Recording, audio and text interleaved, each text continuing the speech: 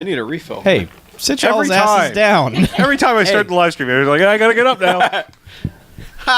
now. You're trolling this room. Y'all sit down. We have to talk about a movie. No, what? No. These guys, huh? Am I right? You are right. Oh, wait, I gotta go. Hey, April. come back with the things. All right. I'm going to talk about a movie that we watched. I'm going to give it a rating. We give 5 bags if we don't like it, and we give it and after Twilight. So the movie this week on the BMFcast, 1 star we're in. I'm very lost. I don't know how this works, you guys. But no one can see this yet. So I'm going to make a Twitter link to our show so that you guys who are listening to this now can come listen to it. That's why you keep that one, by the way. How would that be? Garbage copy off the rack. Oh, There we a go. reader? Yeah, As they call them. A reader. Or you just download it, because you already paid for the fancy one. Yeah. All right, it's been tweeted. Shockma. No, Oh, wait. That was last week. last wasn't week we did Shockman. Shockma! Shockma. There's no Shockman this week. What? Why isn't there What? Shockma? No, I'm sorry. Shockman was one and done. Man, I enjoyed Shockma. But Can't we redo it, Shockma? No. Shockma the monkey. What did you tweet? Let's see. I'm curious. What exactly? Ooh, that didn't sound good. Bojangles. It was a good biscuit, I gotta tell you. Their biscuits pretty good. Oh, great. Now our still is you getting up in front of the camera. Who, me? Yeah, you. Hell yeah. Fix it in post. You're frozen at the camera there now. Except my phone's just buzzing because everyone's retweeting, I'm assuming. Yeah. Yeah. Yeah. Yeah. Retweet RT. RTing. I'm about to RT it. Ooh. Oh, look. Socially- Fave Its it. phone is buzzing some more. Phone is buzzing. So it's weird, the Twitter Someone program. has already asked us what the hell kind of ape movie we're watching. The best kind? You're going to love it, you guys. Yeah. I don't have any comments in my chat. This was Because you on suck. the Twitters. Oh, okay. Super. In response to your tweet. Okay. Wow, my thing is like having trouble going down to 144. Well, Yeah. You need I have that Yeah. problem with my thing You sometimes. might want to speak to There a it doctor. is. Got what, to- that one faux got to- make sure your stream will go. Right.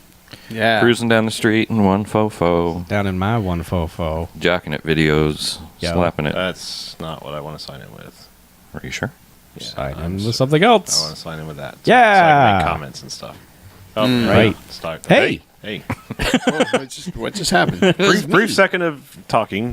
Brief second of talking. Brief second of talking. You are. Backwards, I am talking. Yeah.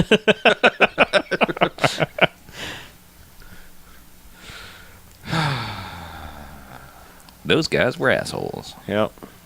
All right. I'm glad they're dead. Rest in peace. Yes. What guys? Randy, Josh, and the Queef. Oh, Yeah. those guys. I remember them. They died. We talked about them on the live stream. Yep. Now we're doing it again. Oh, green capped. There's no need to work blue. What? Is he cursing at you? Scott from Dallas wants to know what the movie was. Does Can't he? get the audio right now. What? No audio. Well, Well, we're Well, talking. he said he can't get the audio right. Oh, like he can't listen right now? Oh. You should get headphones. yeah. Yeah. Are you in a public library? You should get headphones. Here, I'll That's- do. that's This is for the hearing impaired. No. You should get headphones. Oh, I get it. 40-year-old jokes. Still the best joke because it's Garrett Morris. Yes. Garrett Morris.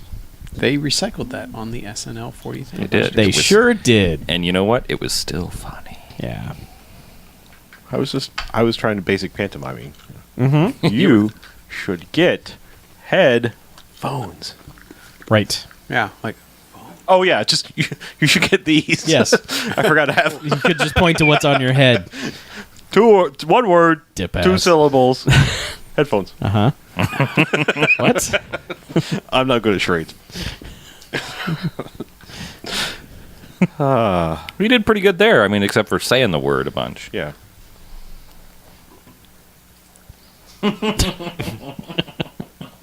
All right. Is it time for some lower thirds? I don't know. We should. Well, I think we should just launch. Yeah, I think right we should. into it. We should start the show. Oh, and just lower third somewhere in the middle? Just pop it up once we get going here All right. with our theme. Okay. I feel as though I'm breaking an oath made to a TV personality. What? So does Shout Factory ever have little booklets? Nah, No, they don't do the booklet. They just Do they pack still, them full of does features. it have the reversible cover? Some of them do. that one does. It does. What's Yeah, the other it side? has Look some- like? Well, it's just there's artwork on the inside, but it's not a Oh, they're- reversible cover. Yeah, no, Those are meant the to be- original posters. Yeah, you're meant to be able to reverse them. Yeah, but there's no spine to. They don't care. Okay. People looking for it on the shelf tend Well, why don't you just write it on there in Sharpie? Yep. Get you a silver Yeah, Sharpie. yes. All right, Jackie Chan. yeah, your superior logic has won me over. I know. I'll write like an asshole on here. Why would you Well, why write, would you write like an asshole? L-I-K-E. Besides, would that conflict with the other things on your shelf? A-N. Honey, I don't want something like an asshole tonight. I want something. I want real I asshole. want actually titled like an asshole. Well, like an asshole 2 was so much better. I thought it was derivative. Yeah. No, I definitely thought number 2 was better. It's kind of a Yeah. Poop joke. kind of a remake, I guess. I get it. Yeah. All our quality jokes. Free bonus quality jokes. For you. Donate to our Patreon. We're going to feel stupid when we actually do that. Do we have a Patreon? No, Not we need to yet, set that up. bitches. We were thinking about it, but then, like... So Patreon is like- We were thinking about it right about the time internet was like, fuck you! Begging people... That's really just green cap. Oh, okay. The rest of the internet's No, like, there are plenty of other people. Yeah. well, Like, fuck all those people. Really? Those are the people who are never going to donate anyway. Yeah. So fuck them. Also, did they actually Like say an how asshole. much the YouTube paid thing is going to be, or they just said we're going to do it? It's really no different than what it is now. It's like you get a What do you rate mean? if your video has ads on it and someone sees it. If someone is a paid subscriber, That's what I'm asking. What, as a user, not us? oh, they haven't said what the rate are. That's, No, yeah, no. yeah. I want to know how much it's going to Oh, be I per don't know. month. I have too many subscriptions. I can't keep track Well, of that's what I'm already. saying. If it's reasonable, I might consider it. Yeah, sure. If it's if like under $1. $5, I'd think about it. I don't watch that much YouTube, but For the price of a foot long a month, Yeah. you could have YouTube. So ad I'm free. no longer subscribed to anything. okay. Well, I aren't just you have free? people give me passwords. Well, aren't All right, you well- just a dick, Yeah. Check out Captain Under 30 there. Mr. Millennial. Welcome everyone to How to Be. Welcome to the death of media. And actually, we do have HBO. We have our own HBO Go password. There you go. Somebody had given me one, but I didn't feel right. Oh, okay. And it came with my internet. So I was If like, you wonder okay, why, the advertising's not enough. And Well- purchasing things isn't enough. Good luck on Sunday trying to watch Game of Thrones on that thing because it ain't going to work. Yeah. I'm kinda, Why do you think that? It didn't work last time. What, the last premiere? Yeah. yeah. I watched it just fine. On HBO Go? Yeah. Yeah. Okay. Now that You apparently got through. Yep. I've got The now, rest. so supposedly that's Oh, built well, on that's built on better Yeah, technology. you'll be fine. They licensed Go M- is based on MLB subscribers TV. numbers. They don't take into account the people who give their email address to Oh, 14 okay. people, and so there's 20 times as many. I haven't given it to 14 people. 15, I've whatever. given it to me.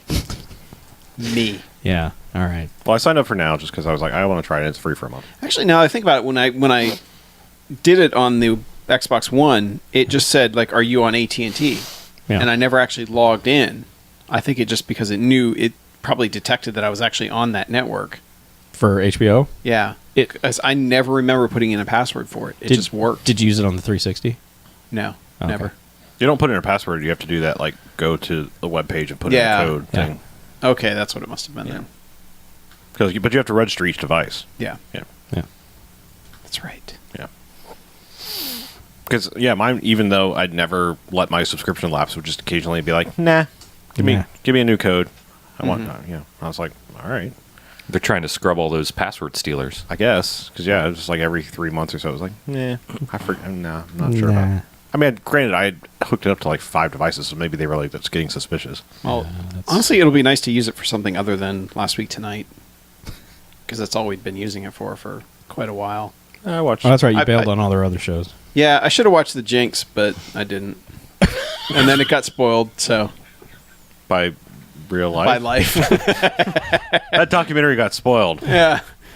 Watch the Scientology documentary. Yeah, I want to watch that. I watched Citizen 4. Is it That's not like just HBO. 2 hours or whatever? Just a standard documentary length. It's not like a mini series or No, anything. it's a like 2-hour documentary. that. Okay.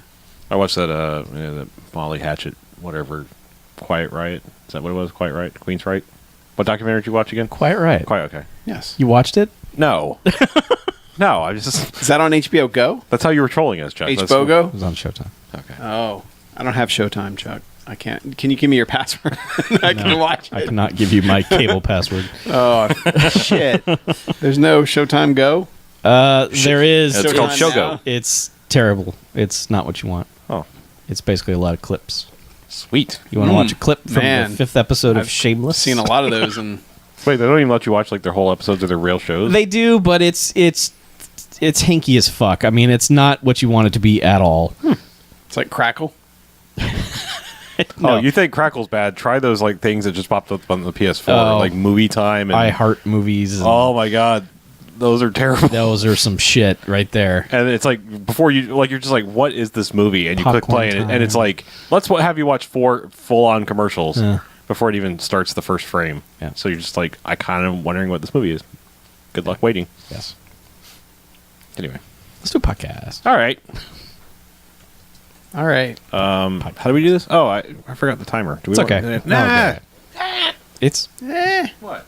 okay. What? Nothing.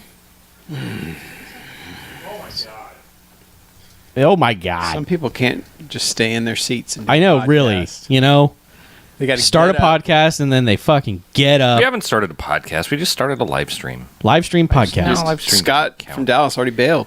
Yeah, I did. He actually wrote us on Twitter and was like, "Fuck you guys, I'm leaving." I'm at a thing. yeah, I'm one of those people with a social life. I want a thing more important than y'all. Right. Y'all. Yeah, that's really is everything. Should I just start this and come sit down? Yeah, go ahead and start it. And then sit down. Thanks, I will. Okay. Somebody clap, please. Sorry, you too busy with your phone there? Mm-hmm. Social media.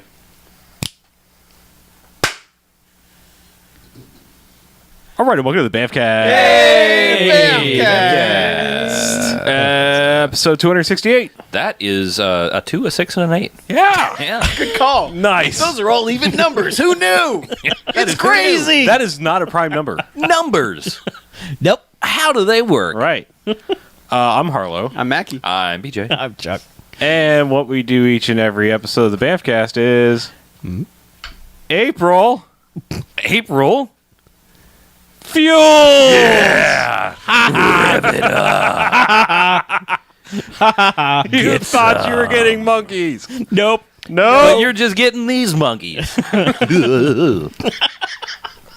That's the worst joke ever. Why did we do this? I like how each and every month we do that. We do every Each April. and every episode. I couldn't wait. It was just time. All right. Yeah. But what we Yeah. actually do, Uh-huh. we go and we watch ourselves a quote-unquote bad movie. Um. Then we come in here and talk about it for the first half. Then we rate them. Good bad movies, enjoyable bad movies. They get 1 out of 5 jocks. Those are robot jocks. All right, Robot Jocks, you're awesome. Bad movies. Doesn't stay away. They get a negative sliding scale. 1 to 5 bags. Doesn't douchebags after Twilight. Oh, boo, that's no good. Yeah, Twilight. Twilight. So, What? I don't know what's happening. Is that like a very droll Englishman? so yeah, you thought we were doing April, huh? Nope. Nope. Nope. It's April Fuels. We started with 1990s Changing gears, are we right? Wheels of Terror. Heels. Wheels. Wheels of Terror. Yes. Yep, from 1990. Yeah. Plot summary? What do you say? You should do that. All right. Please. I encourage you to summarize the plot. An unusual black car, driven by a person with criminal intentions, makes its presence known in Copper Valley and targets the local schoolgirls, including the daughter of Copper Valley Elementary bus driver. Why's it got to be a black car? Because that's what color it was painted. Oh, okay. So, April Fuels. Mm-hmm. Car movie. It's a car movie. Yuck. This theme month just rolling right along. Yeah. Rolling. So, this movie. Yeah. This movie happens for about an hour, and then Yeah. it's good. All right. The end. Yeah, establishing shots for an hour. Yep. Dust. Yeah. Lots of dust. The things we need to know are... Let's talk about the people that are in Yeah, it. And the let's people that get made some background on this. Sure. Fine. Director, Yes. Uh-huh. Christopher Kane. Mm-hmm. Most notable movies, Yeah. Young Guns, Hey. and The Next Karate Kid. Karate. Karate. Oh, karate. Kumite? Karate. I thought you were going to say the net there for a second. I was No. Also, Gone Fishing. Oh. Joe Pesci. That has classic. That has some sweet car stunts in it. Does it? Yeah. Yeah. But somehow, none of these BMFcast movies yet. Welcome to the club, Christopher Until Kane. now. But Alan B. McElroy, the writer, he's got a couple. He's got a couple BMFcast movies. What's he got? The biggest movie, The Marine. Yes. A 5-joxer. It was. That It's a damn good movie. Yes. shit blew up. That's a fucking good movie. It was all pretty the things fucking blew good. up. Yeah. Yep. And it stars John Cena. He also wrote one of Harlow's favorites, Spawn. Oh, love that movie. That is really one of the worst things ever. One Man. that somehow has not been a BAMFcast movie, Ballistic X versus Sever. That's legit terrible. And we would hate ourselves. I know. Well, we Every do- single wrong turn movie. Nope, just the first one. Characters by. Oh, for all the it's rest one of that those shit. cases. Yeah. All right. We do occasionally delve into the terrible. Do we? Yeah. Do we? Huh. Do Yep. we? I thought we were this week. And our lead, Joanna Cassidy, Yes. BAMFcast alum. For Yep. Blade Runner. No. Yes. We, No. It's an app. It's an endless runner. Joanna Cassidy running. No. Oh, what? No. Beyblade Runner. Who Framed Roger Rabbit? Oh, right. Oh, that movie's terrible. Yeah, it's pretty bad. No, actually, Invitation to Hell. Right. One of our highly regarded horror month. From Spotober. Yeah. Spocktober. Yes. October. That was the one with the Lucci. Yeah. Nanu. She attacked Robert Urich with a golf club. As you do. Oh, that's right. Susan Lucci's the devil. I forget that's Yes. the one. Okay. And he had a Now it jetpack dawned on and, you. It does. and a flamethrower. Yeah. I forgot she was. Well, I mean, I remember the scene of her coming out with the golf club, but Yeah. I forgot that Susan Lucci's the devil. Yeah. She got hit by a car and then pops up on the other end and does super 80s pose. And Yep. Oh, yeah. Good Nah, times. yep. Yeah, she was in that. Yeah, those people. Yeah. And they all got together and made a movie. They did. Called- And they called it Wheels of Terror. Yes, they did. Now, They made it for the USA Network. Ah, well, America. all right. Uh-huh. There are some things in this one that I think probably were not in the cable cut. Perhaps, maybe. I don't know. I don't know. It's man. actually kind of mostly all implied, isn't it? Yeah. Yeah, there's really nothing. Huh. It- All right. Well, let's. I mean, we could kind of speed through, like, seriously, the first 45 minutes of this movie. Okay. Easily. The important facts are She's a single mother. she's a single mother who had a job as a courier in L.A., decided, like, city life is no good, you know, that for daughter raising and all this stuff. So, like, let's go out to Copper Valley, Copper Valley. Arizona, and to the small town, because that'll be a good idea. I don't know how she didn't. Did the husband die or something? Don't know. They really didn't say. It was just. Could have been on the side of the road, because the opening scene we forgot to mention is there's a dad and a little girl stranded on the side of the road, right. car smoking and everything. This begins establishing shot the movie. Yeah, like this is the first shot of the movie. Like, there's no credits. It's just kind of like, all right, okay. Yeah. So shouldn't there be credits happening here? As somebody pointed out, and it's just bad ADR. Like, he's trying to make her stop talking, but she's like, Dad, why is the thing smoking? And why are we here? And shouldn't we call somebody? And, Dad, what do we do? You know, kids in this movie just kind of can't shut up. It's Are a we good going- establishing thing for the children in this movie. Yeah. Yeah. She's like, "Are we going to end up like the Donner Party?" Yeah, And he's like, "What? No. What's wrong with you, child? Go over there. Get out of here." But I think a truck goes speeding by, and she's like, "Why An didn't it 18-wheeler. stop?" It doesn't even honk the horn at him. No, but Dad's just like, because he's I don't know. Yes. And then this other car, he's like, "Well, we just need to get in town. We'll call a tow truck, and we'll call your mom and stuff." And we see the evil car driving down the road, which we've seen establishing like through the windshield, just dirty ass windshield, and it's just a ratty Charger, just a piece of shit. It's dusty 70s Charger. and just dirty and. They never gross. say that, but it's like a '74 Charger with like, it's actually a pretty good grill for like evil car because it looks like maniacal eyes, and it has like has like looks like fangs down the bottom, sort of. Yeah, if you're looking at the poster, It's got some sweet green lights. it's mostly accurate except for those green lights. That doesn't have that, but the shape of the front of the wish it car did. is like that. It's got I like wish a it just brow. had, like a couple times just flashed them. Yeah. Just like, rah. Yeah, but it doesn't. Yeah, but it has actual normal headlights, not that like kind of eye thing. Yeah. But so it's just driving down the road and just kind of does that slight careen over to the edge and wipes out the door, and I guess we're to assume kills the father with the door. It kind of doesn't really show it. I'm but pretty sure that happens. he's got that look of oh shit, and girl screams, and then like it's a shot of like her walking down the road just. And a cop car comes pulling up, and she's just like walking like a zombie in the middle of the road, and it's like cops pick her up and take her off, and then it's like, hey, it's time for credits. Yes. And then it's just like hard cut to Copper Valley, where it's like Mayberry fucking music and Well, no, the credits are over construction zone. oh, that's right, yeah, the quarry, where they're blowing up a mountain. right? And like the credit is like a chrome logo, Wheels It of is Terror. a badass. It's pretty sweet. Like you would get it Badass as a logo. patch on your drive jacket. I would. I have it on my drive. Okay, jacket. good. Well, you're a real hero then. And a real human being. Yes. Thank you. And a real hero. And a real human being. And. Yes.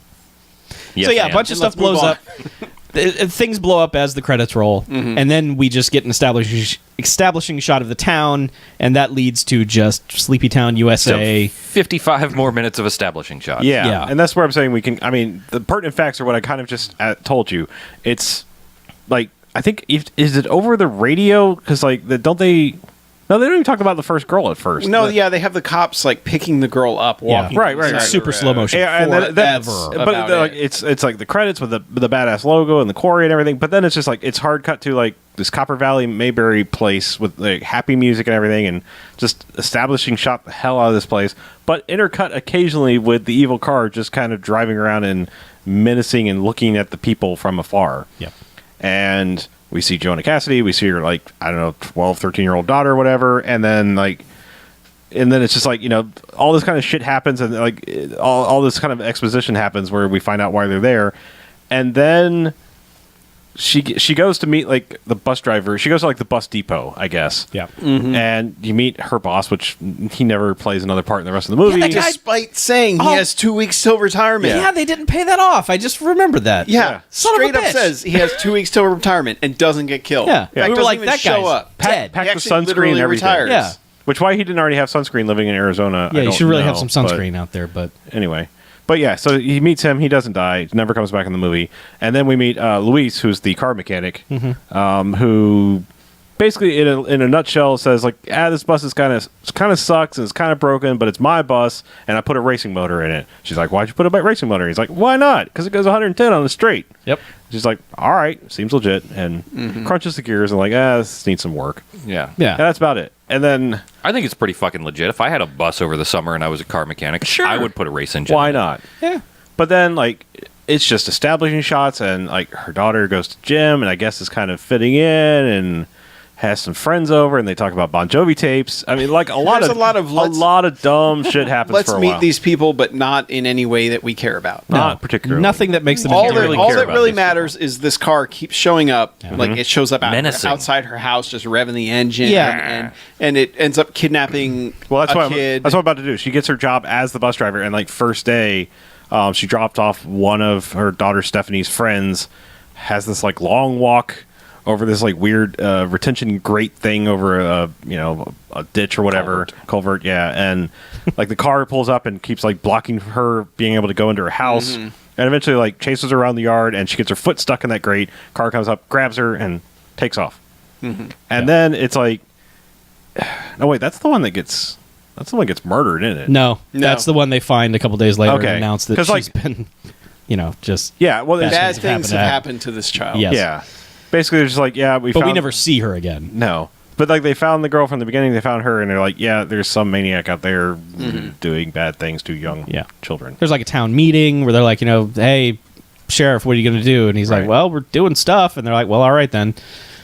I mean, it's just a bunch of like, It's- we probably should have these scenes, but they don't really do anything. It's very late 80s, early 90s, like parents in panic stuff. Yeah. Where it's like, there's no motive, there's no nothing, we can't stop it. Yeah. You Right. know, they'll risk anything to molest children. Yeah. Like and the mayor's like, well, you could help by picking up your kids at the bus stop and not doing your jobs and things that are Right. keeping the community going or anything like Now, that.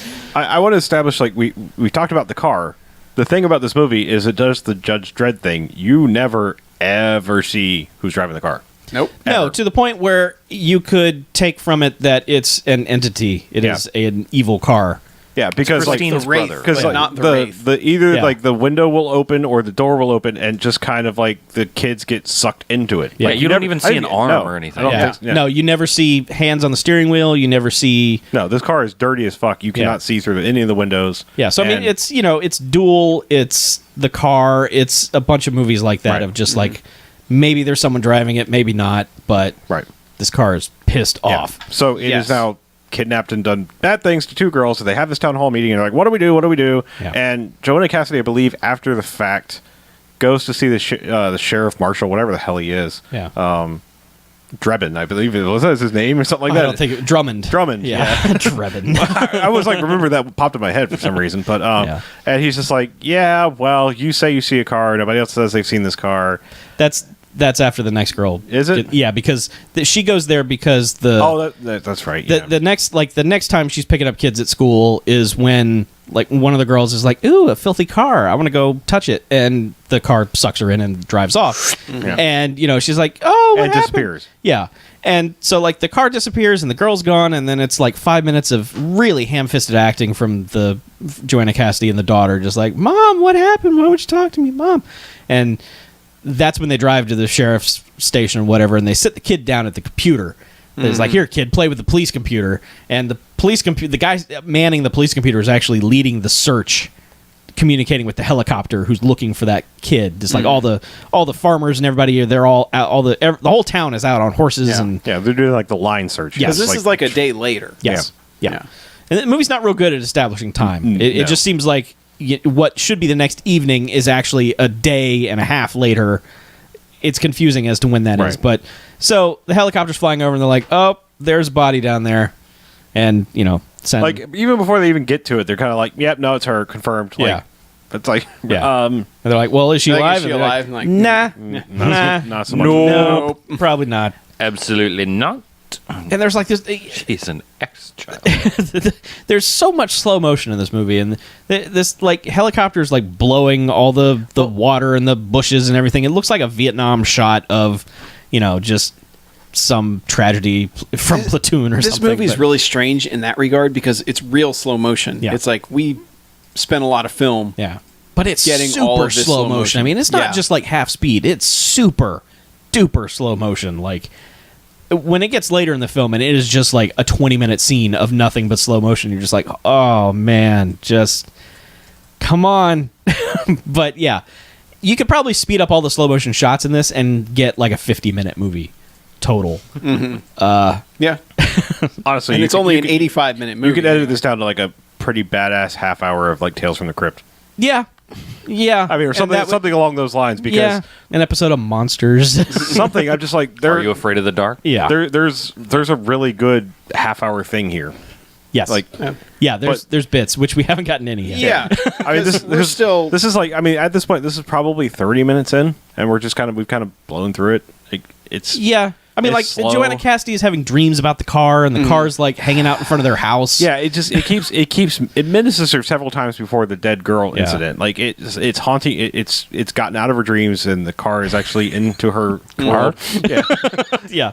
And the movie's kind of doing that whole like, she's like the only one who's seen the car, and everyone is just like, Nah. You really think you saw a car? I don't know. That doesn't sound likely. Yeah, and Yeah. the cop is like, well, you couldn't give us a license plate, so we're dead in the water here. She's Yeah. like, it's not that hard to find a car that looks like this. It's a mean-looking piece of shit Especially car. considering how often this car is just like menacing everyone in town. Yeah. Everyone Every had to small have seen it, girl right? in the town Well, is menaced by this thing at some point. that first scene of her driving the bus, the thing is like, menacing all of them on the bus, like trying to pull up behind them and pull up on the side of them. And so all the kids on the bus have seen it because they're all like, hey, cool, check this out. Yeah. This car is racing us or something. They think one kid does say, this is awesome. Yeah. Yes, he does. And she's like, oh my God, everyone buckle in. Yeah. Yeah, she just But- immediately is just like, apparently she must have seen some shit in L.A.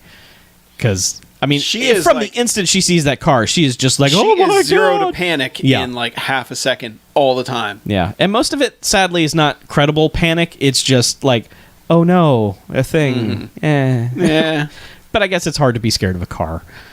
Yeah, I guess. This car's kind of scary looking. It is. For a car. Yeah. It's about as scary as a car gets. But she probably knew the stunt driver. And it was, Well, all right, so I want to point out one kind of. I mean, it's. I don't know if this was an established rule of thumb, so to speak, in 1990. Okay. But like, there's when she's waiting in the bus loop and she thinks, or like the car is first there and she gets out to go see it or whatever, and it drives off and she's like, oh, look, all the car's gone. Yeah. There's this point where they do this kind of fake out where she gets back in the bus and is waiting, and there's a white van in front of her, like waiting in the loop, like the pickup loop, Yeah. and it drives off, and then the car's still sitting there. So I don't know if like that was supposed to be like, white van. You thought it was that, didn't you? Yeah. And then like evil cars there. I don't know. It's kind of funny of all the vehicles to pick. It's this like plain white van sitting there in the bus. I don't know. Yeah. He was kidnapping a different child. Right. Okay. it was just a legit kidnapper, not a Right, satanic not a- kidnapper. not- Damon. Not a Yeah. satanic car. The van was Oh. not, sentient. Right. Not Okay. Christine's cousin. I gotcha. Yeah. Must have been Christine's cousin because that was a Plymouth. And this is a Dodge. Totally. We should family tree this. Fucking We get on Chrysler, Ancestry.com. Chrysler Corporation is murdering people. It's easier to hit a Plymouth. Oh, is it? Just Dodges. I knew that was coming Throw too. my fucking I cup at knew you. it was. So, Yeah. Yes. all right. All right. Cut to the chase here. Yeah. We're at about the Bang. 50-minute mark, and her daughter is finishing up. Her daughter's all depressed because her friend kidnapped, Yes. dead. She had sad Yeah. gymnastic session. They keep Yes. the car keeps With- showing with up creepy outside their coach house, guy, stalking by the them. way. Yeah, he's not on the level, but she got. And this is as the mom is pulling up in the bus with like two kids left in the car Yes. or in the van in the school bus. One of which has But- put the moves on her. Yeah, he's like 8, but yeah, weird. Oh, and he's got the badass like regular glasses with the flip up sunglasses too. Oh, And he's reading Women magazine women. to learn about women. Oh, But yeah, I but she's- subscribe to that magazine. Yeah. I get it I on my celebrate its iPad. entire catalog. So she's got two kids on the bus, picking the daughter up from the dance practice. The daughter steps outside and somehow is nabbed by the car. Yes. Like not even trying to run away, but the car does the doors open, suck the kid in. It does the reverse slaughter. Yes. Yes, Yes. yes. That's pretty much Yes. exactly what it does. Yeah. And so it takes off, and the mom's like, "Oh hell no!" Yeah. I got a racing engine in this thing, motherfucker. And this straight up, There's two kids left. She's dropped the rest Yeah. of the kids off, but Yeah. that's what's great. It's Yeah. like she's down to just two kids, and she's like, "Nope, not Yeah. getting away. the kids are like, "Well, no, you got to stop and call the police." She's like, "No, if I lose this car, I lose my daughter." my daughter's gone. They're never finding her, or they're finding her body." Yep. Which, for once in a movie, is like a legitimate, no, this car chase has to happen right Yeah. now thing. It's not just like, oh, they dropped a car chase into this movie. No, this makes sense. Yeah. I have to keep pace with this car. My kid is in it. Yep. And it's the rest of the And, movie. yeah. The next 45 minutes is a car chase. Yeah, And let's keep in mind, up until this point, I was just like, I'm playing threes on my phone here. This is not going anywhere. There's a lot of establishing shots. I read the whole internet. Pointless slow motion. And, for a while they're going through the dirt and they're fishtailing and, she's keeping up with this thing, but then it gets away a little bit and then she catches up. And then a cop pulls her over because the car pulls away and then a cop pulls her over and she's like, I guess I have to stop. She gets out with not much intensity. Yeah, she's kind of nonchalant about getting out despite, like, that car's getting away. Yeah. But, you know, she tells the cops, like, ma'am, calm down. She's like, no, my kid, he's got my kid, the car's got my kid. You need to phone it in. So he's like, all right. Sure. Yeah, The car's got your kid. Okay, lady, let me. Yeah, but he call does. this in. He does He's start. like, He I does need start a vehicle calling in. north of my location. Yep. Black car, something. Yes. Until you're. Yeah, because we're like, man, yeah, because we're, you know, I mean, this is a good 5 to 10 minutes after this whole thing has started, and we're like, oh, well, I wonder what they're going to do now. And you hear the revving, and that goddamn car comes up the hill that's above them. That beautiful son of a bitch. Slow motion, you hear the engine revving, and the car crests the hill, does a Dukes of Hazzard jump. Cut to the cop standing next to his bike, looking up and going, oh, fuck. Cut to slow motion. This car barrels through the cop and the motorcycle. Slow motion. It pancakes them. No, There's it dummy. nosedives right into This that fucking thing. dummy Okay. flies into the air. You see his boot go flying separately from him. Yeah. That's how hard this car hit that dummy and just wipes out everything. It's a good dummy too. And at the Such same a time, they have slow motion of her face just going. yeah. And it was like, it was so well shot too. Like it looked Yeah. fucking great. We had to rewind Yeah, it we and watch watched it it again. And that's how we knew this was Yeah. at the 55-minute mark of the movie. Yeah. We were like, oh. holy shit, we've been watching this for. It felt longer than 55 minutes. Yeah. Because But also then we were nothing like, happened. But then we were also like, holy shit, there's like a half hour left. Uh-huh. But yeah, like I've never had a turnaround like that where I was like, okay, I'm suddenly on board with whatever the hell you're doing for the rest of this movie. That is the power of running over a dummy with a goddamn car. It's pretty good. At full jumping speed. jumping a car full speed into a Charger. dummy and a fucking motorcycle. Yeah. Yes. It was pretty glorious. Just the whole sequence of just cutting to her, just no, just smash and then she's like, "Strap in, kids, we're going back on the chase." Yeah, and immediately they're like, "I don't like this." Oh, yeah. They're like, no, we need to stop. Because the one girl's like, I'm going to get sick. Yeah. I don't like this. You She's need such to a wet stop. blanket. And yeah, and we're like, no. You want her daughter to die because you're a little uncomfortable kid? No. Yeah. Not happening. Nope. You sit down. You just wait. Yeah. And so from this point, she hops back in the bus and is like, fuck it. Yeah. We're doing this. Yeah. And there's a lot of chasing that goes on from that point forward. Yeah, they get to like a little gas station fueling depot kind of place, and the car goes and hides basically. It's a weird. It's a weird it's area. an old-timey gas station combined with just mega fuel tanks and storage. It's all look abandoned, but everything's still hooked up. It looks like they were building a new gas station where the guts of the old one maybe were. So Okay. that's why there Yeah. would be, gas tanks there. Yeah. I don't know. Or they were dismantling one and they just hadn't got to. Oh, apparently they had gotten to unearthing the fuel tanks, the underground ones, because they Right. were just kind of Yeah. up on stilts and Right, shit. exactly. Because the car.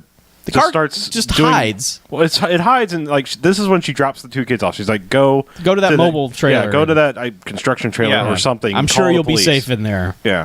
For all we know, if they got it even worse than if they'd stayed in Perhaps, the we don't van. know. But But they it's safe to go car murdering because now the kids are out Yeah. of harm. Well, Yeah. except for her daughter, but who's in the car? Yeah. That way, as far as we know. But she's still parked there and just kind of looking around this refinery or whatever the hell this outdoor area is. yeah, just like, well, where's the car? And you hear it revving the engine, and then you see it like blowing up dust. Yeah. And then it somehow hits the valves on all the fuel tanks that are in the air. Mm-hmm. And they all start pouring gas everywhere. Yep. And then somehow the car drives into the pump, Yeah. which ignites one thing, Yes. which And then- ignites another thing. Yeah, ignites fucking everything. Well, the car, it launches out of a shed at first. That's right. Yeah. That's it, right. it comes through a wall through the shed. And that's when she goes running back to the bus. Right. Then she's there, and that's when it is just Chain reaction. just hitting all of these things, and then as soon as it sparks that first explosion, holy God, I mean, like, she is just basically surrounded by explosions at this point. I mean, it's hitting, like, barrels and sparks are flying everywhere, and There are just fireballs around her. Yeah. Like, there's a shot of her in the driver's seat, and there's just, like, a fireball right next to this bus. Yep. It's not like rear projection or anything. It's like, no, they blew something up right over there. Oh, fuck yeah. Yeah. God. But they get out of there eventually. Yeah, I don't... It's a weird jump from they're kind of trapped in this ring of fire fueling station to, and we're free. Let's go on to the next set piece that we could do. But it's still a pretty good sequence. Again, all of it, or almost all of it, shot in slow motion. Yes. Kind of effective for this scene. Yeah. Because when you're going to blow that much stuff up, blow it up in slow motion. Absolutely. You get more explosion that way. The explosions last longer when you show them More slower. bang for your buck. Yeah. And then there's a good 10 minutes of just kind of bumping around and you know, getting back onto a road and just driving and kind of clashing into one another, and it almost started to lose us. It was a good 10 minutes of slow motion, just like, yeah, let's move on to the next. What are we doing here? It got a bit artsy. Yeah, get some. Almost. Well, because it got super slow motion, and then this wasn't even the part where they were just kind of ramming each other. They was just like maybe light taps on the corner, Right. Because eventually, because there's 10 minutes of driving around where it's like, why are you not making contact with this car? Pit maneuver, something. Yeah. Try to knock it off the road, anything. And at first we're like, well, shit, I'm going to hit the car because there are kids in there. But later, she has no shits about How that. else are you going to stop the car? Right. There's even one point where it goes down a hill and looks like it actually almost gets stuck on like a bump. Yeah, like it's where- going to bottom out or something. Yeah. and she just kind of hits it from behind. It's like, well, There thanks. you go. for- Be free, Okay, little car. We forgot one thing before she got rid of the kids. Oh, okay. Go on. Is she's chasing it, and then almost drives off Oh, yeah. like a cliff into a river Yep. and stops. And of course, earlier she'd been told the reverse doesn't work. Yeah. So she's like, oh, God, kids, don't move. And then the kids are like, we want to get off the bus. We're not having fun. And then, of course, what happens is this son of a bitch drives up right behind her and it's like, all right. Starts trying to push her off Like, the cliff. you realize as this movie continues, like, this guy's just a complete dick. Like, he's not even, like he's, like, straight up evil because he's, not only has he kidnapped her daughter, he is fucking with her mercilessly. Oh, yeah. Well, it's not Because wheels he'll of get- friendship. It's Yeah, wheels I of know. terror. But the other people, he's just like, I got your kid. See you later. I'm gone. You're never he finding me hates again. Joanna Cassidy. Whatever. Yeah. I don't know. Whatever she did. Yeah. So in other words, it's probably the husband or father of the child or whatever. Come back as a car Yeah. My She father's a car. She Yes. wronged him somehow. somehow. Okay. Yeah. But man, yeah, that car. I mean, there's no other Yeah. reasoning behind why this guy is such a dick to her. Yeah. But yeah, the car's trying to push her off the cliff. Somehow, reverse just starts working, and they kind of get away, and that leads to some more chasing. But yeah, that leads up to the explosion bit, and then so there's the chasing with the light tapping and the thing, and then they But the thing in the And then eventually they get to a point where they're just like facing each other and they're just revving the engines. Oh, and they're doing Dutch angles and Sergio Yeah. Leone wannabe shit yeah. too.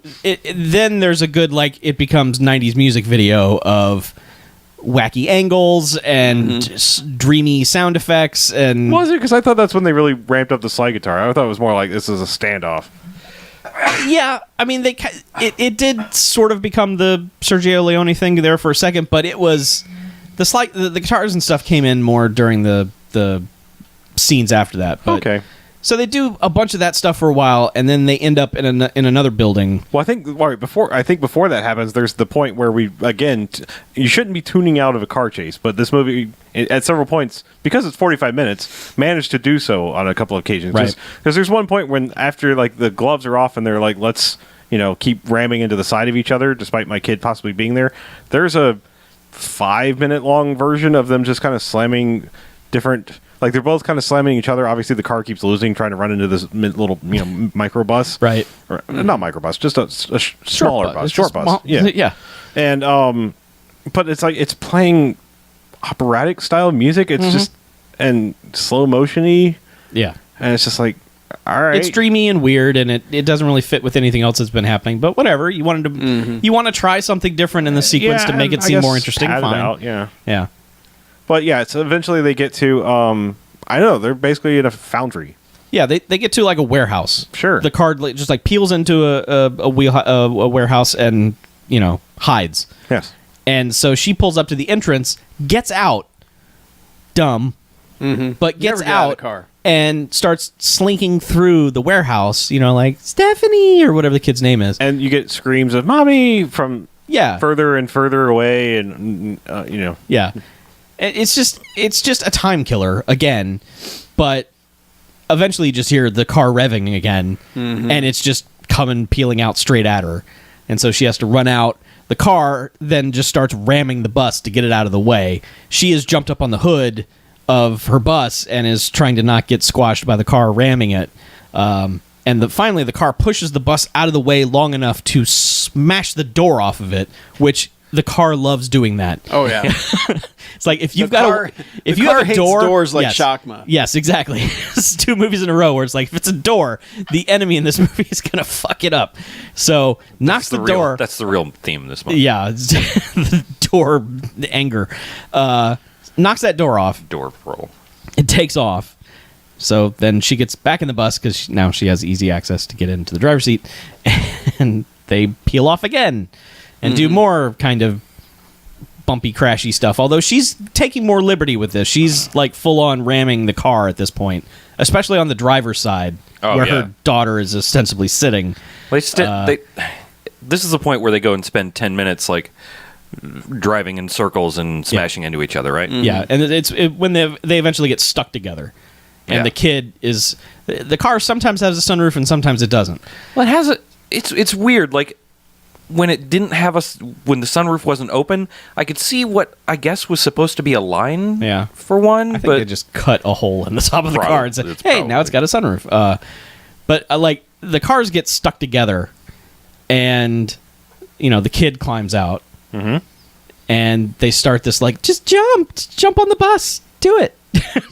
12-year-old, which she does, and then just starts screaming like you would if you were hanging onto a bus going 100 miles an hour. Well, she keeps going, get closer. And it's like, you can't get in closer.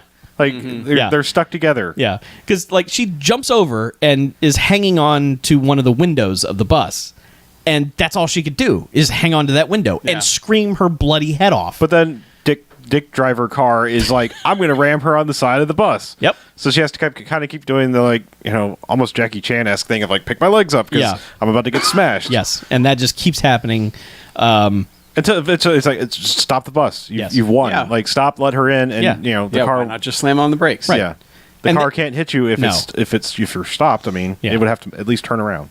And it's also at this point they've reached the area that we saw in the beginning of the movie. Mm-hmm. So, and the explosion sirens are going off. Mm-hmm. Not just our internal explosion sirens, but the actual ones in the movie are just things are going to blow up now. You guys might want to clear out. Yes, they established the pre-explosion, or the pre-blasting, we should say. Yes, blasting. Noise. Yes. So, during all that, there's a couple explosions that go off while they're bumping into each other. I like that there's no fail-safe, because they clearly... Well, first they drive by one of those big, giant, the super-sized dump trucks. Mm-hmm. And then, they drive by some people who kind of do the, dive out of the way of this car chase. Right. But they don't call off the explosion. Oh, no. Because, the bus keeps going, and there's an explosion right in front of her. Yeah. And it's too late, man. Yeah. At this point, her driver's side of the bus is gone. Yeah. So, it's she doesn't have a door on that side. Not that there's normally a door there, but it's just open area. Mm-hmm. So, she just gets, sandblasted in the face with what the blowback from this explosion. Mm-hmm. Yeah. Now, the end of the segment when she gets the kid back is that they're rammed into each other and then the car goes over. Yes. And she stops the bus and she's like, okay, I'm glad you're safe. The car goes over the side of the hill. And, we're just like, oh, well, okay.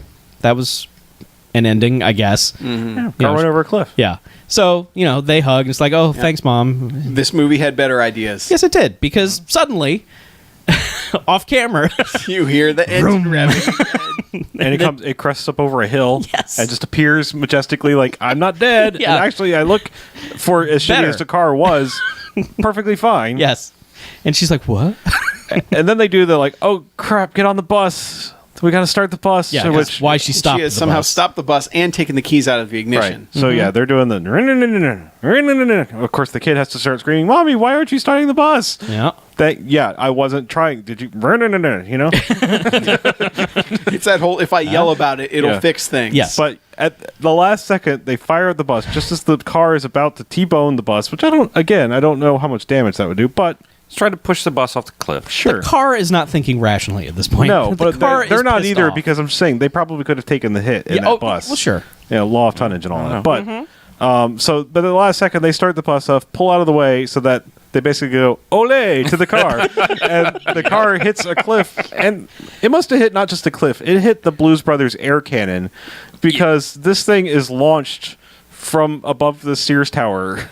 Or the Willis Tower now. It hits one of those video game speed ramps that you go over and it's just boom. Because they launched this car off this cliff. Like, I mean, just Glorious. way the hell out there. Just so far out there. And the nice stream of dust behind it. Yeah. I mean, it looks good what they've done here, but it doesn't look as good as what happens next. Yeah, Because I just want to point out, like, for a movie like this, it has a really long falling sequence. Yeah. Because it Really falls long. for so long, like the arc of the car isn't even shown to its completion, because then the shot cuts to they've obviously taken this car up on a crane and have just dropped it because now it's coming down at a different trajectory, which fine considering what happens next, which Yeah. I will let someone else describe because Basically, it hits the barn that's comically painted. Like Yeah, it's a cartoon like barn. If you're from the East Coast, you've probably seen like all right. the Sea Rock City, Before barn. you get to this, like, Okay. we just figure that this car is just going to launch off the cliff and eventually just land and Sure, just it just crumble, explode explode. into Yeah. pieces when Sure. it hits the ground. because that's what Because happens. that's what happens when you drive a car off a cliff. But no, its aim is too good. No, there's a barn, comically painted, explosives. Well, they are in a quarry, so it's possible that there would be an explosive It's barn. a fancy barn for some explosives. Well, it's a fancy quarry. Sure.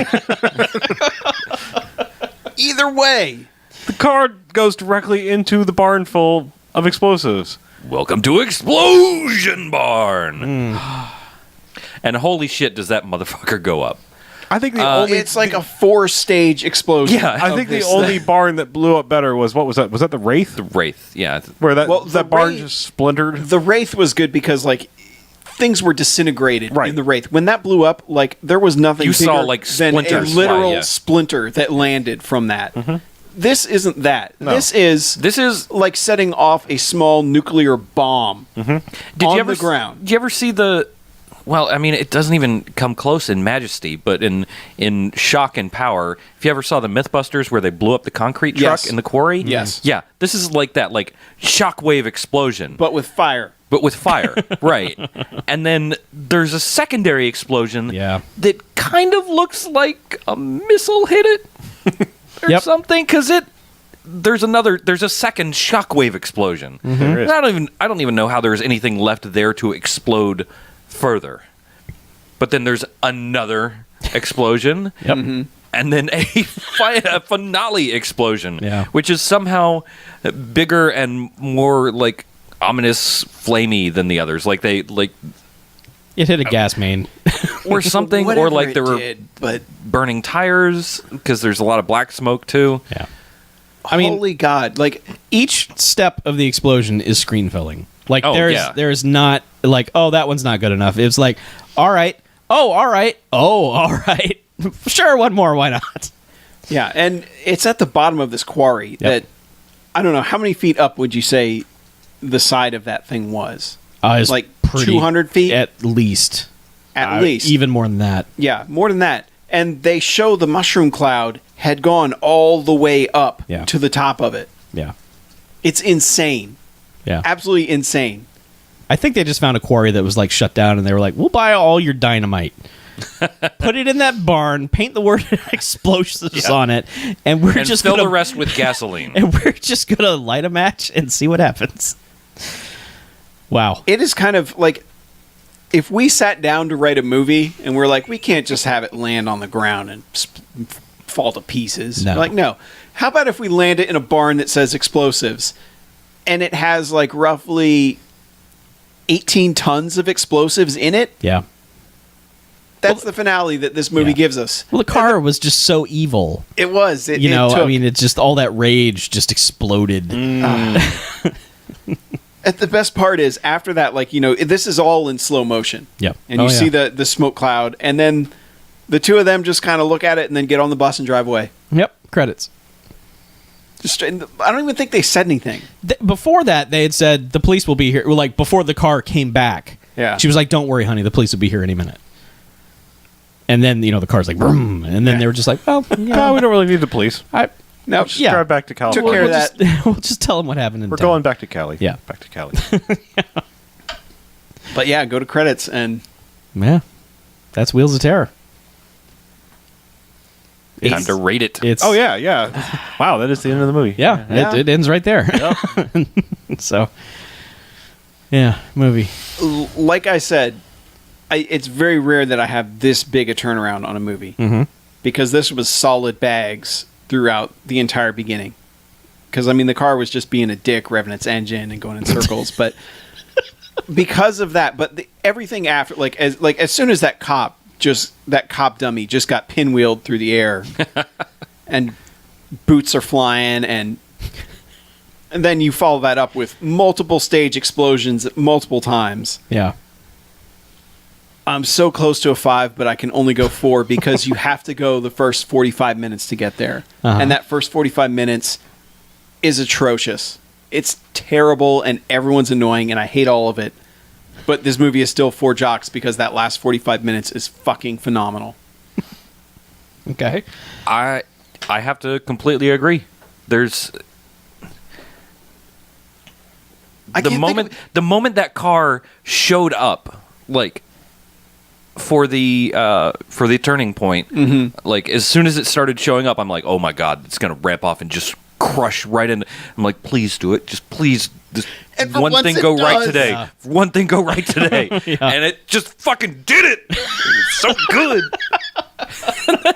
Like, and we don't normally rewind stuff. Like, No. even if Never. No. even if we're fairly impressed, I think it's been like 100 episodes since we've rewound anything. So it's pretty noteworthy that we would rewind something, but that was fucking glorious. Yep. However, you have to sit through the car's an asshole for a while and just like establishing shot the movie for 30 minutes or so, and dusty roads and country roads. Take us home Yeah. with a rating. Some I gold, agree. I was agreeing. There's some 4 gold jocks. dust Yeah. on the Sorry. roads. Sorry, I didn't say it. No, it's okay. 4 jocks. I just want it on the record. All right, Quattro Joxo. Yeah. I can't be nearly as positive, but I can give it 3 jocks. Like it's got a big hole, like a quarry-sized hole to dig its way out of. It does indeed.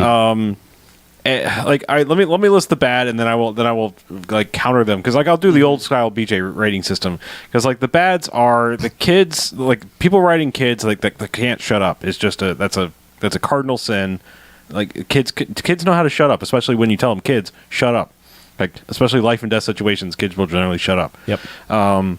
So there's that, the fact that like really nothing happens, and then the things that do happen in the first half, let's say, are all kind of horrific. I mean, not shown, but talked about. Yeah. And so like that's some big things you got to dig yourself out of. But it easily gets a full jocks back. Like it goes at least back to 0, if not to a 1, just for the motorcycle cop death.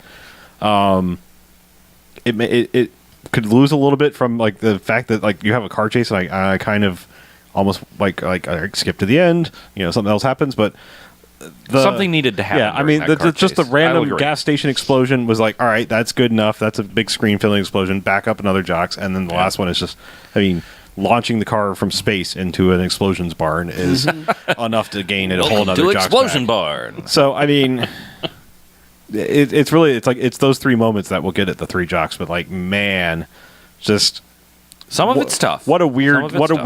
like timed movie. Otherwise, like just like pacing and also like subject matter and just time period and like place it was shown. It's just strange. It's like parts of it feel like a Lifetime movie, you know. And then it's like, and then there's motorcycle cop death. And it's like, well, yeah.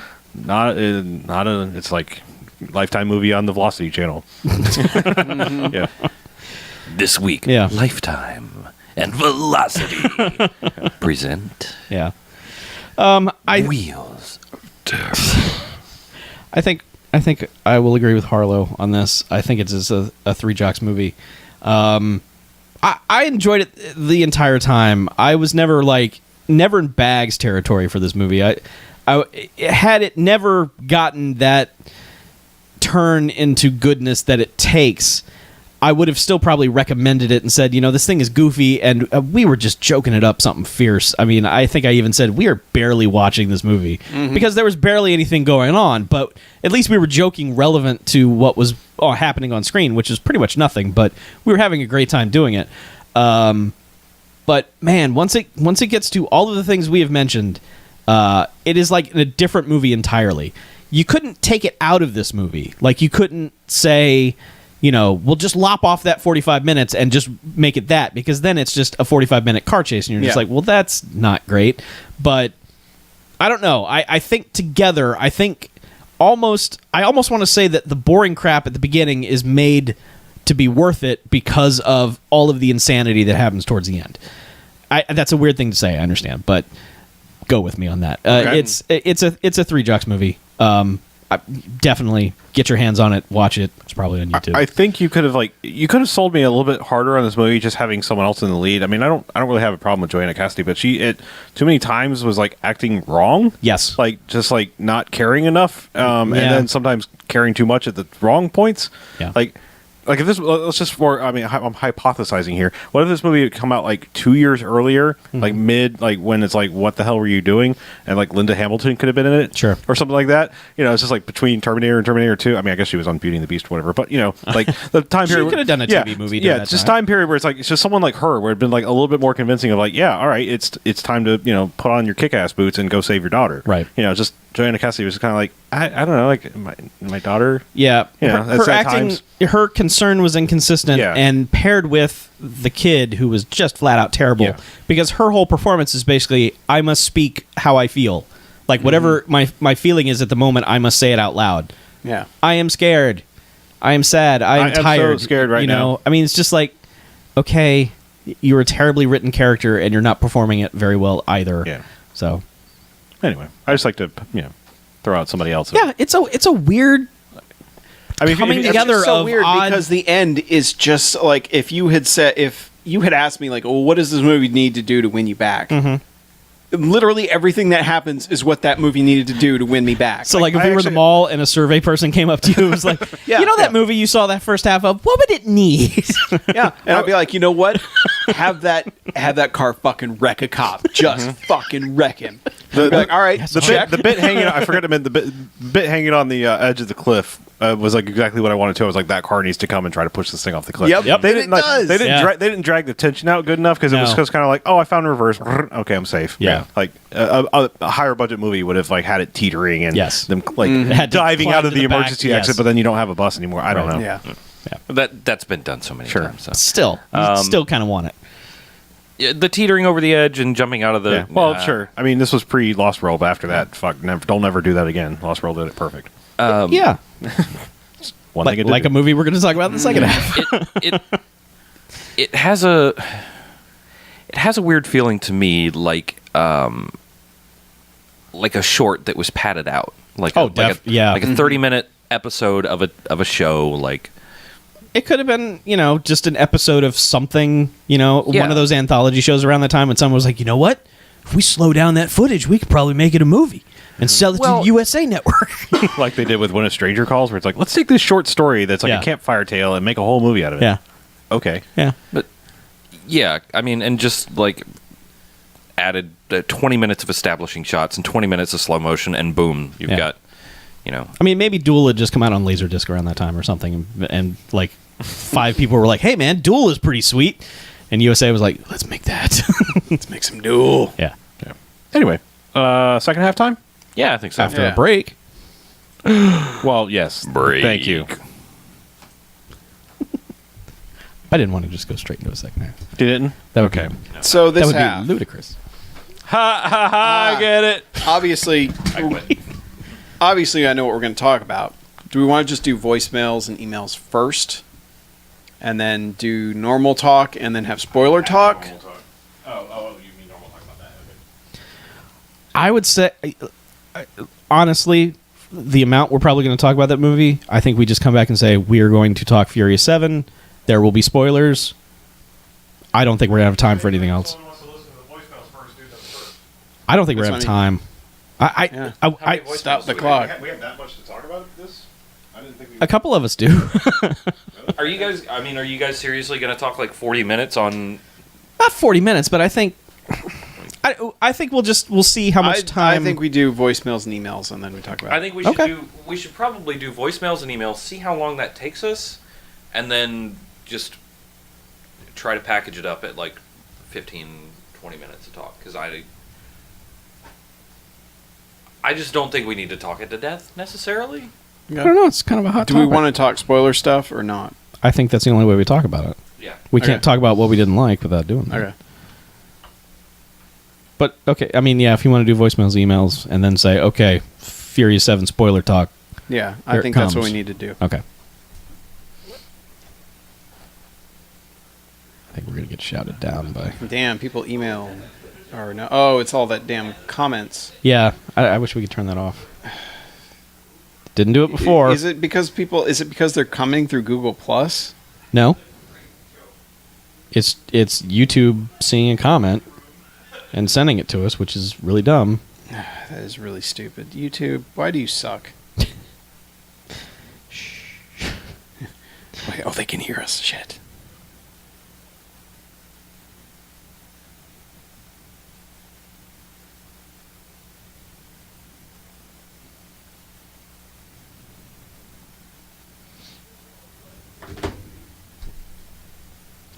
And the new trailer for Mad Max, like, I don't know what Mad Max is. I mean, I know what it is. Mm-hmm. It's utter chaos. I just hope there's something else besides utter chaos, and it's not like one big giant chase movie, because that's kind of what that trailer makes it feel like. But yeah, like, everything blows up in that trailer, and then the explosions explode. And yeah. And no, we're not going to do Vimeo, because Vimeo is every other language for buffering. So no. What? I was just saying how YouTube sucks, because it keeps emailing us people's comments on the live stream for some reason, Oh, okay. and that just gets really annoying. We don't know why it does that. It But used to do that. We probably just need to find that setting. I'm sure it's buried somewhere that But changes. yeah, well, it's not all the comments. It's only Yeah, it's certain just only comments, certain ones. which is really stupid. It's like we're only going to send you one email every 4.5 minutes. Yeah. I think it's people coming through Google Plus or something like that. Google. Google Plus.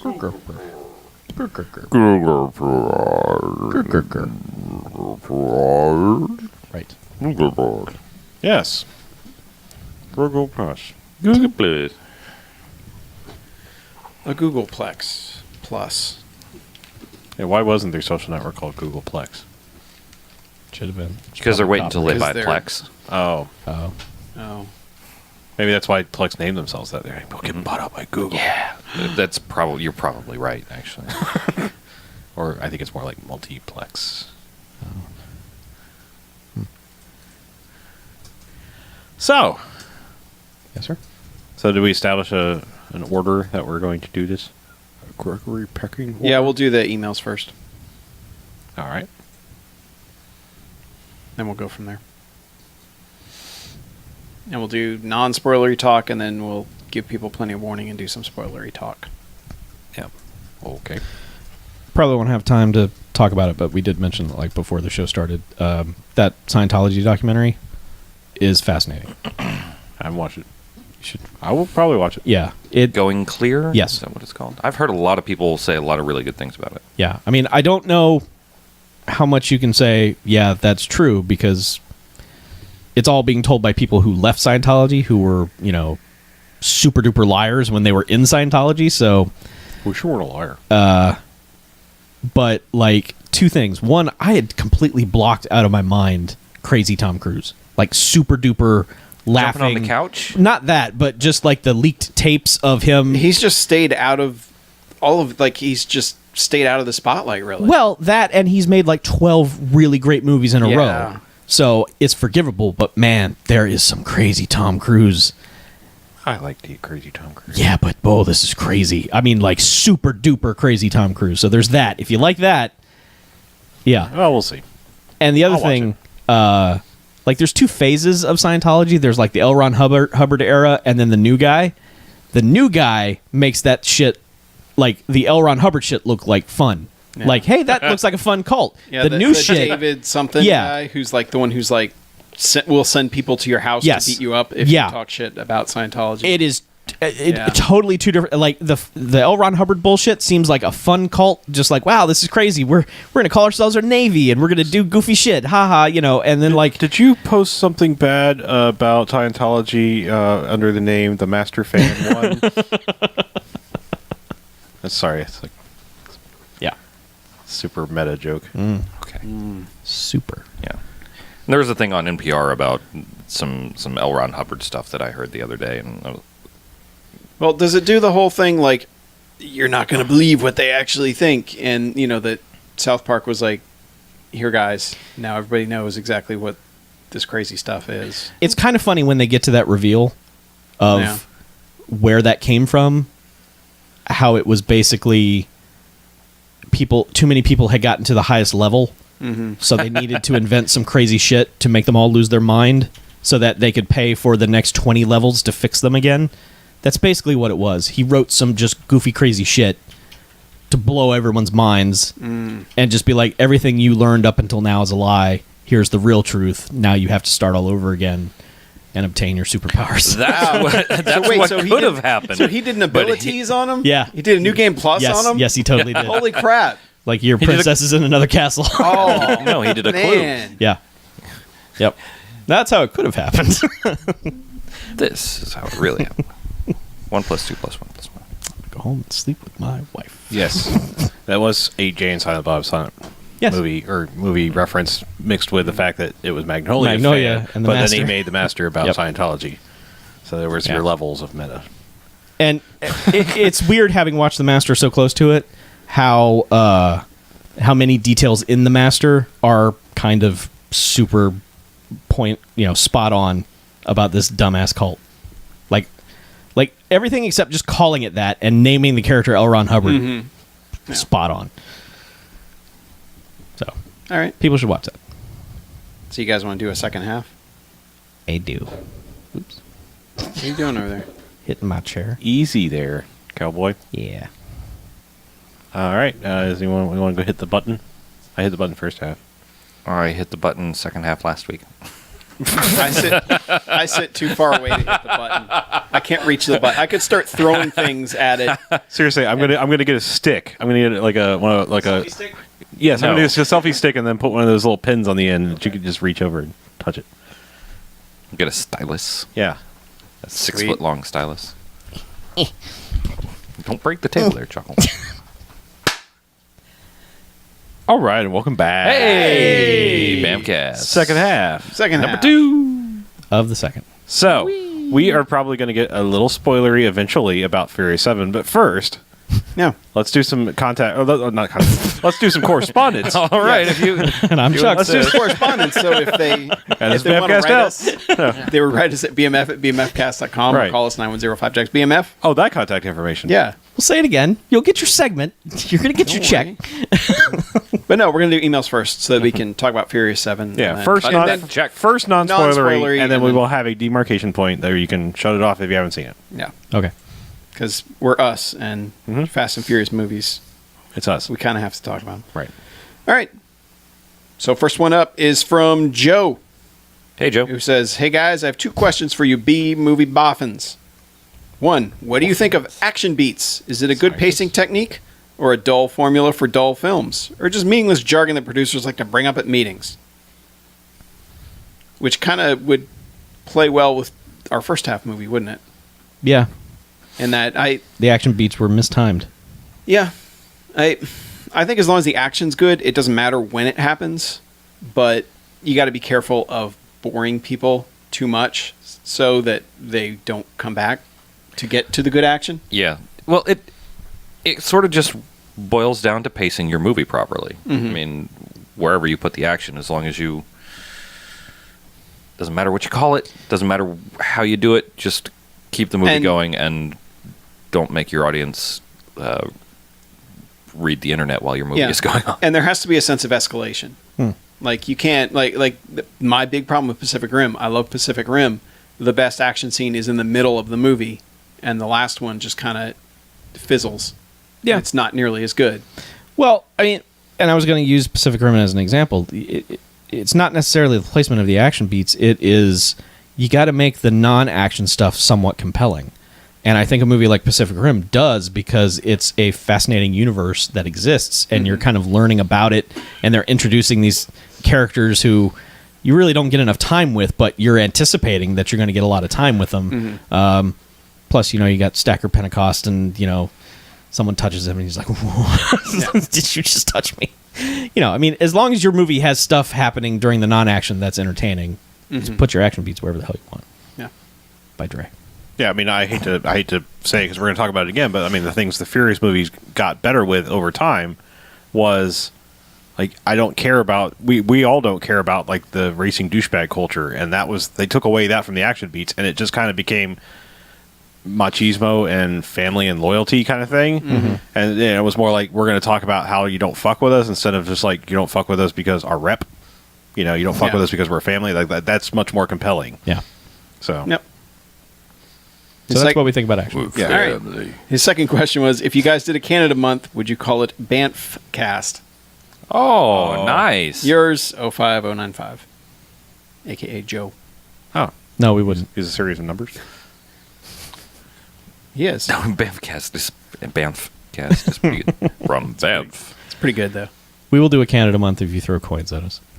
Yeah, huck us some loonies. That is... We will dance for you. Yeah, that is still my favorite thing about Canada. Really? That? Yeah. Yeah, why else would I go there?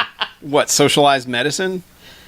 Not anymore. Poutine? Oh, crap. Politeness. Hockey? Yeah. All right, poutine, yes. Poutine and throwing change at strippers. You got to go to Tim Hortons. You can get poutine here now. I know. What? You can't go to Tim Hortons, though. Nah. Nobody cares. We don't have any wacky mayors. Oh, Do we?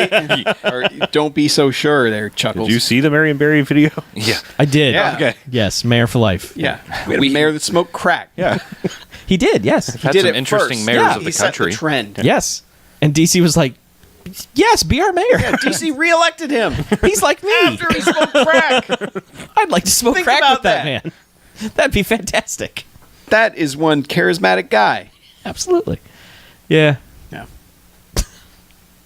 All right. Next one up is from Kyle. Cow. Kyle, who's got one of our favorite things. All right. Theme month suggestion. Oh, good. I genuinely love theme month suggestions. Please. All right.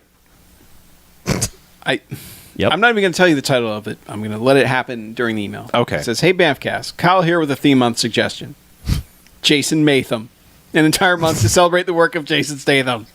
You cover such classics as John Carpenter's Ghosts of Mars. All right. Where the stage plays Sergeant Jericho Butler, Mars cop, and self-proclaimed breeder. See him team up with criminal Desolation Williams, Ice Cube, to fight the warrior spirits of Mars, and watch as he tries to bang Nastasha Hendricks. Sure. Follow up with Death Race. Jay Stay stars in this loose remake of Death Race 2000 alongside Furious 7 co-star Tyrese. Vehicular homicide ensues, and the dude from Deadwood talks in a gravelly voice. That's every dude from Deadwood. Next, see Jatham in Wildcard, Las Vegas bodyguard Nick Wilde has lethal skills and a gambling problem. When trouble with the mob arises, he has one last play, and it's all or nothing. I haven't seen this movie, but come on, his name is Nick Wilde. Finally, The Tour de Force, the movie that defies all physics. Transporter 2.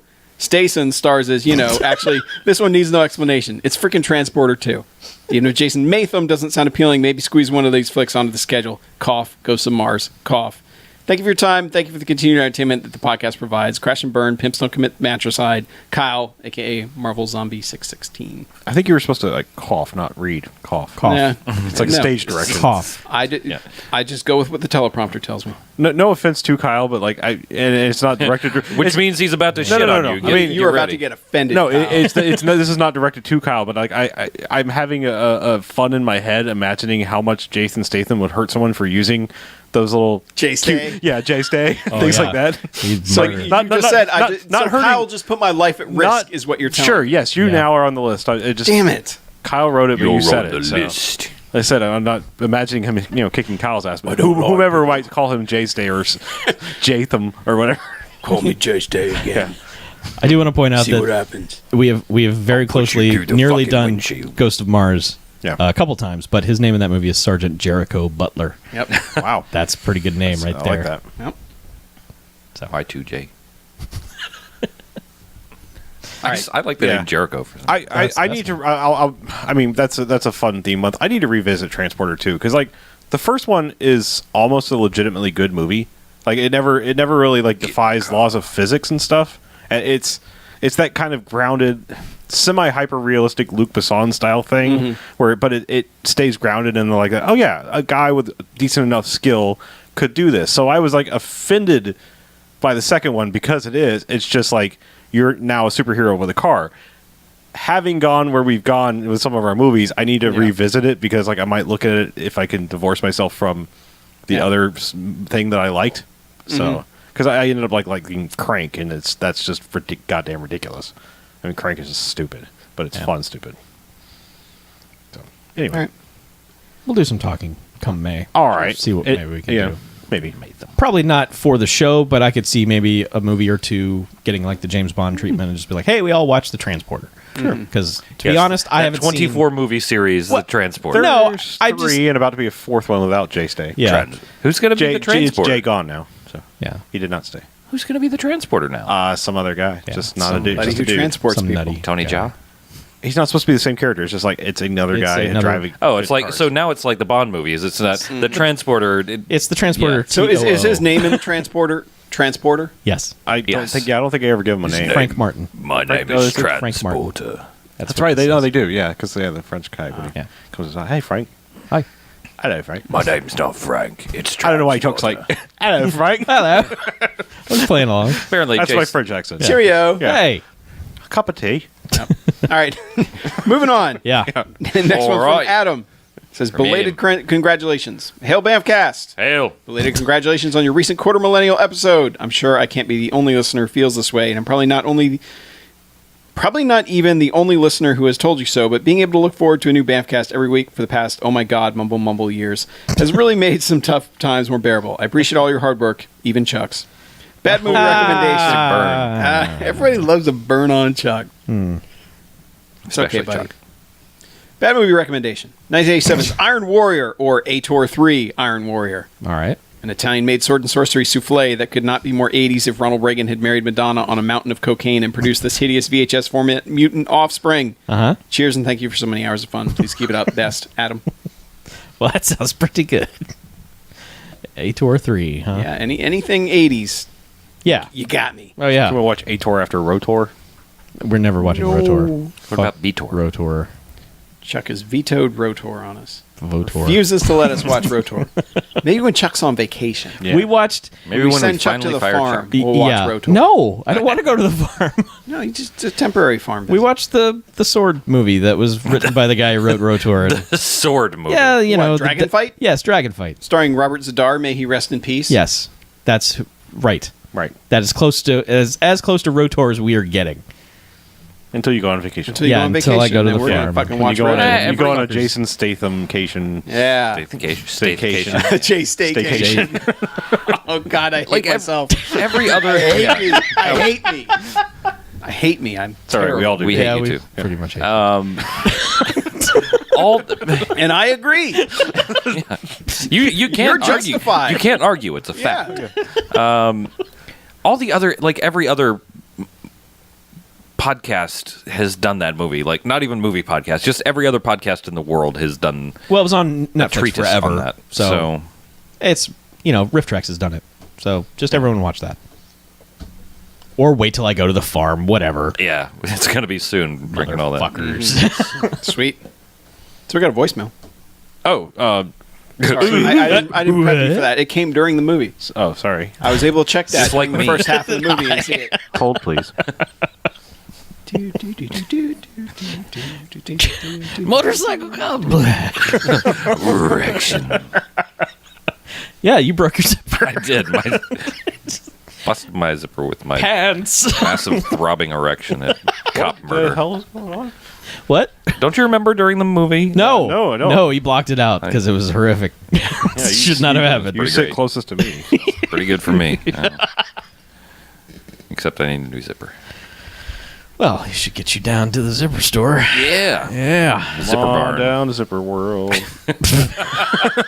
Come on down to Zipper World. Everybody loves Zipper World. Sign in, please. I can never actually sing on key in the They Might Be Giants voice That's for some kind of what they do. Okay. I have a voicemail. Let's play it. Scott from an undisclosed city here. Recently I saw a screening of the 1975 Peter Fonda movie, Race with the Devil. It's notable as an inspiration for BMFcast's own Drive Angry. Four people travel through the vast cultural vacuum that is Central Texas.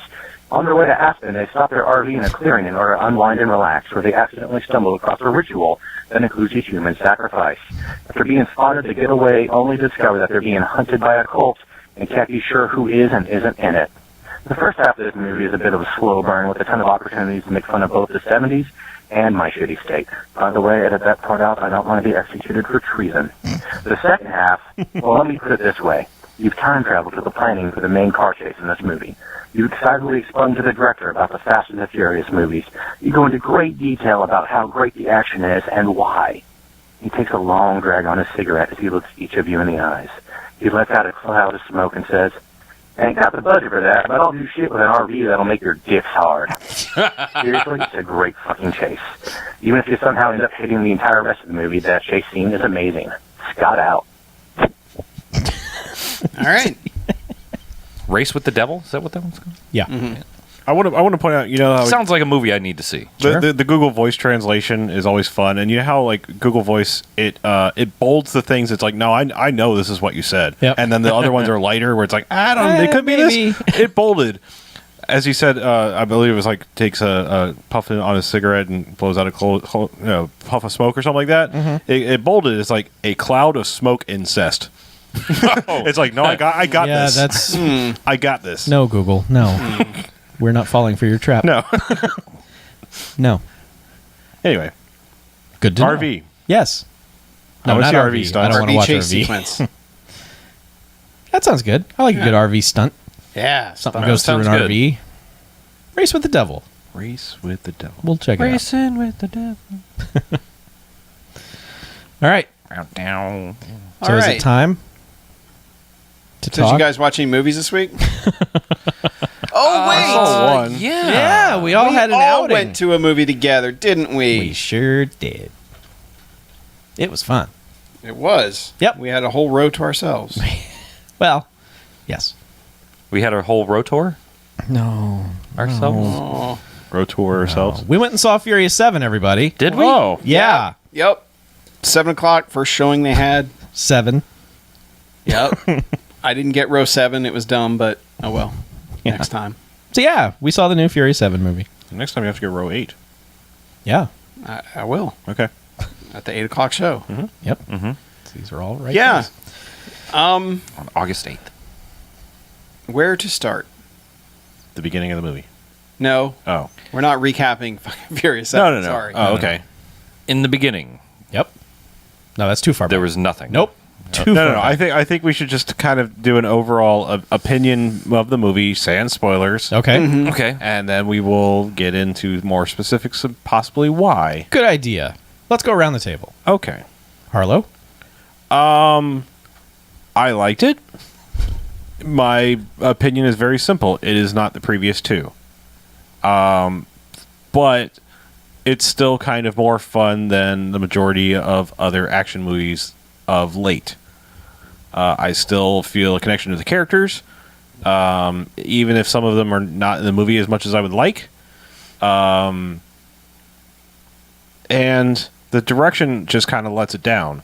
It's strange because there were times watching the movie I felt like, man, James Wan might have been a really good choice for this, because as a horror director, he's started to build some suspense in some scenes. But then it's all kind of undercut by the fact that most of the way that the scenes end were spoiled in the trailers. Yep. So, I mean, it's like the marketing actually kind of betrayed it more than possibly direction. Now, I will say the camera work and the editing are not on par with Justin Lin. I mean, that really, just in an action standpoint, he was obviously not ready to make a movie of this scale, I don't think. I agree. But I like the fact that, like, it was, if the marketing hadn't betrayed it, I think that could have been some really good suspense build up from the horror movie director side of it. It's just, I think you should have had like a second unit director that was a badass action director to say, like, okay, I see what you want to do. Here's how we make it work for an action movie. Yeah. Mm-hmm. So maybe they'll learn the lessons. I mean, I don't even know if anyone else is saying anything like this because the movie made $1 bajillion. But and the last thing I'll say without getting spoilery is it's strange by the end of the movie. I mean, I think we've already said it, and the world kind of knows because of real life and Sorry. And things that they've said in the making of the movie.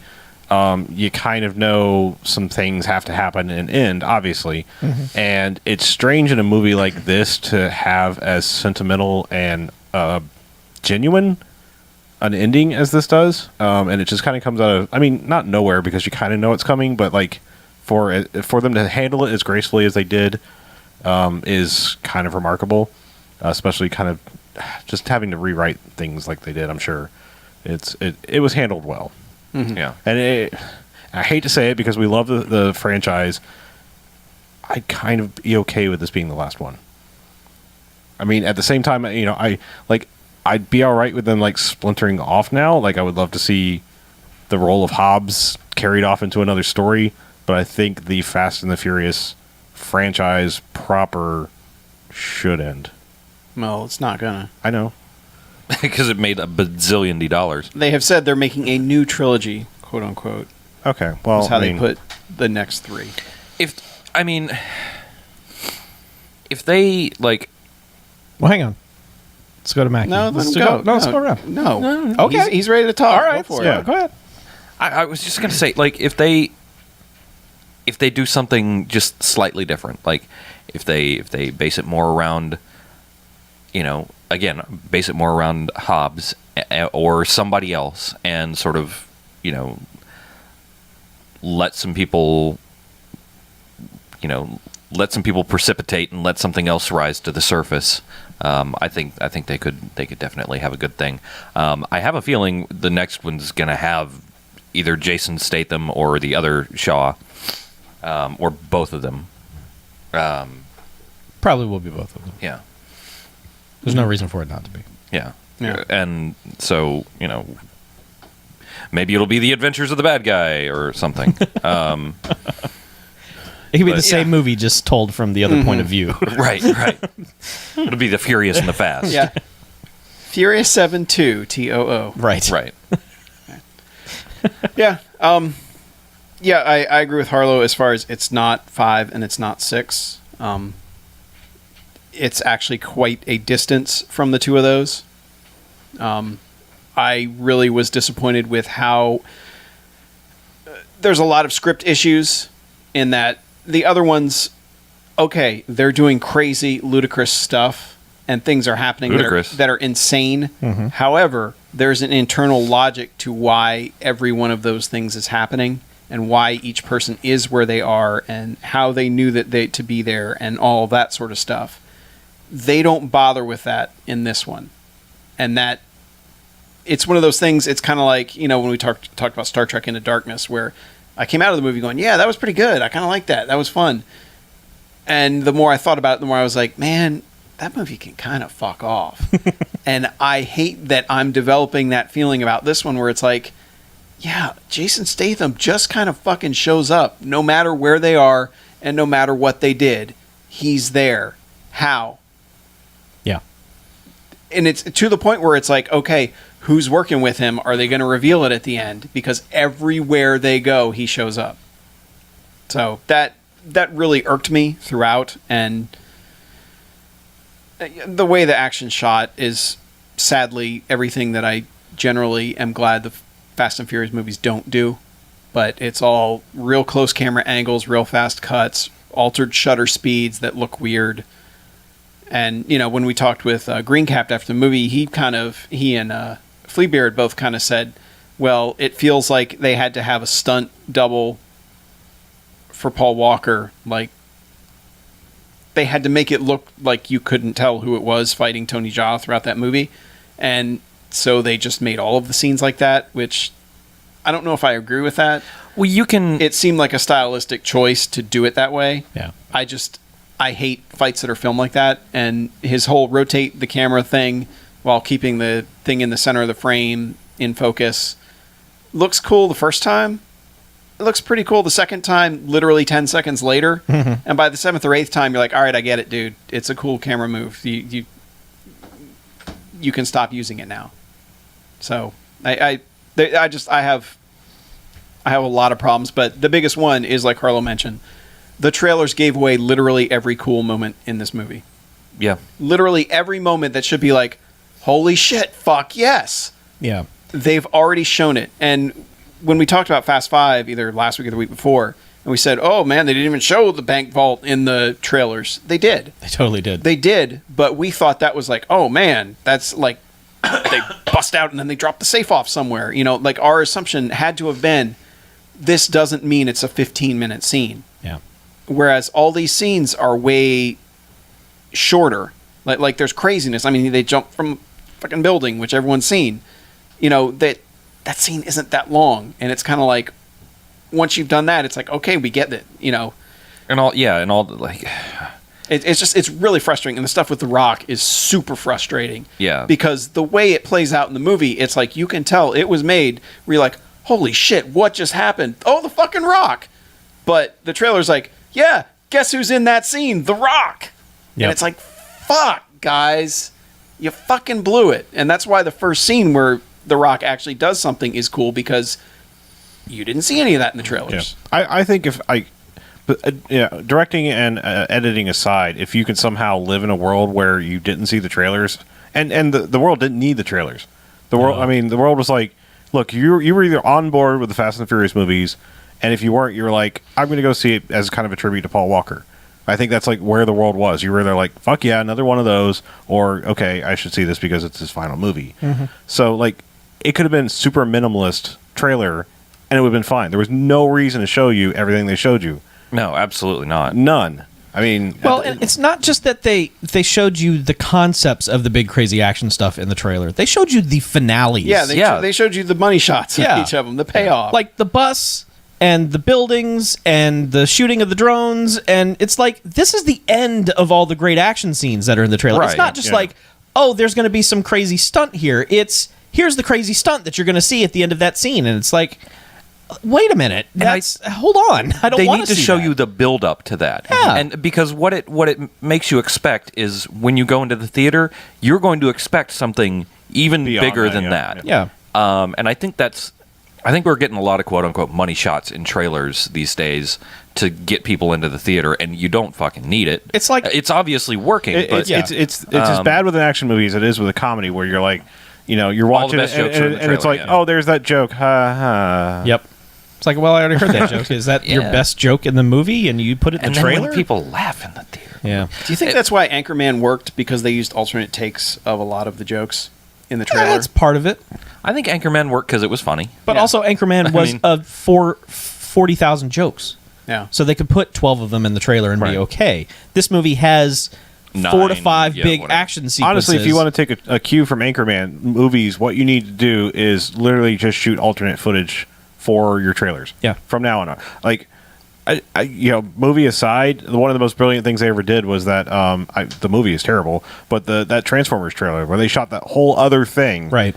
that had right, nothing. yeah. Like it was like a 5 second landing on the a moon. 5 second montage in the movie. Yeah. it was like they shot all that footage and made it look like the Apollo moon landing, and then it's like, oh shit, there's a fucking transformer on the moon. Yep. Terrible movie, but like do shit like that. Yeah. Where it's like, you've got all the equipment out there, just make a thing that sells the movie, and then get people to go, yeah, that. And Yeah. I'm not one of those people that says like, well, that, unless it's something really, really cool, like where you're like, oh man, I want to see more. Unless of that. it feels like a linchpin, Right, yeah, where you're like, oh man, I was waiting for that to see more of that in the movie, and it's not there at all. Like that's bad. Don't do that. Just say, I'm selling you on this, and That's why I have been somewhat concerned about the Avengers marketing is Oh, you've seen the whole movie already. it doesn't anyway. need doesn't it, but they keep putting together these massive trailers and putting together teasers for these trailers. It seems like there's so much footage. I think there's like 90 minutes of trailer footage. I out wouldn't have there. even watched the TV one if it hadn't been on a TV where I was somewhere. It's like, look, I was your done. audience Yeah. is like, they're in. As soon as you say there's an Avengers 2, they're in. Yeah. You Or don't just have to put the show damn them movie out. It anything. made $1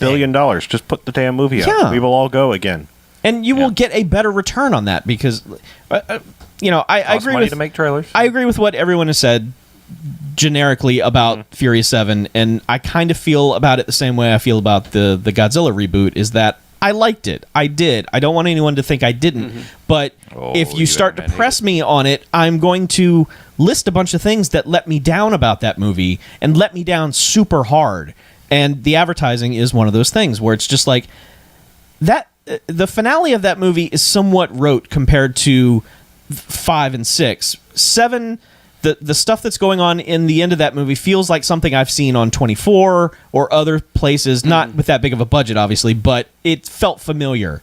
And so it would have been a nice surprise to have like a couple of those moments with The Rock at the end not have been in every goddamn trailer, because then I would have been just jumping up. This is the greatest. Yes, I didn't think this was going to happen, but because I knew it was going to happen, and like you and I were talking about, Mackie, where it's like, okay, it's going to get to that point, so you're just waiting for it to get to that point. And the ramp up to getting to where you already know what the outcome is not that exciting. If you know the end, it's like, okay, how are they going to get it? Oh, that's how they got there. All right. Yeah, Hobbit movies, Lord of the Rings. Yeah. Or Star Wars prequels. Sure. Just, Yeah. whatever. I mean, Yeah. the opening, like the introduction of Jason Statham's character is fantastic. Oh, that was great. Because you hadn't seen any of it, and it establishes the fuck out of both his character and what this movie is going to be. If you were in any way concerned that a new director had come in and wasn't going to get it, the movie right at the outset is like, yeah, it's what you're going to want. Here we go. Yeah. And then the fight scene with The Rock, again, none of that in the trailer, and that whole thing was goofy and amazing and fantastic and stupid in all the best ways. I loved that. Yes. Like even the camera gimmick stuff.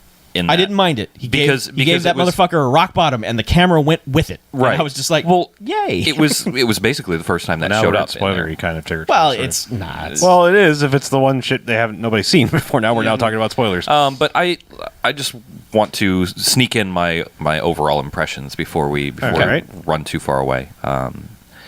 But deep breath so I can get my thoughts together. I basically internet hate this movie. I think we all do. Yeah. It's. But I just wanted to get that out there before we go any further, which means I like it. In Chuck's words, it's fine. no, come on. No, it's not fine. No, it's not that bad. It's No, watchable. No. it's way better than the Fast and Furious video game. Yeah. Yes. That game is fine. This is It's as far playable. as a summer action flick goes. This is pretty fucking good. Yes. If you have not seen anything about it and you go in, I wish I could mind erase the trailers and all the promo shit from my head so that I did not have any expectation for this movie. Yes. If you go in completely blank on this movie, you're going to be pleased. If I can selectively Men in Black flashy thing my brain for the Furious 7 trailers, I want to erase having seen 5 and 6 too, and just watch all three, if that's possible. If that technology exists, I want to rehab the first time seeing Fast If you could Five just the first time. trilogy 5, 6, and 7, Yes. yeah, that would be. I think it would be good. I think it would work.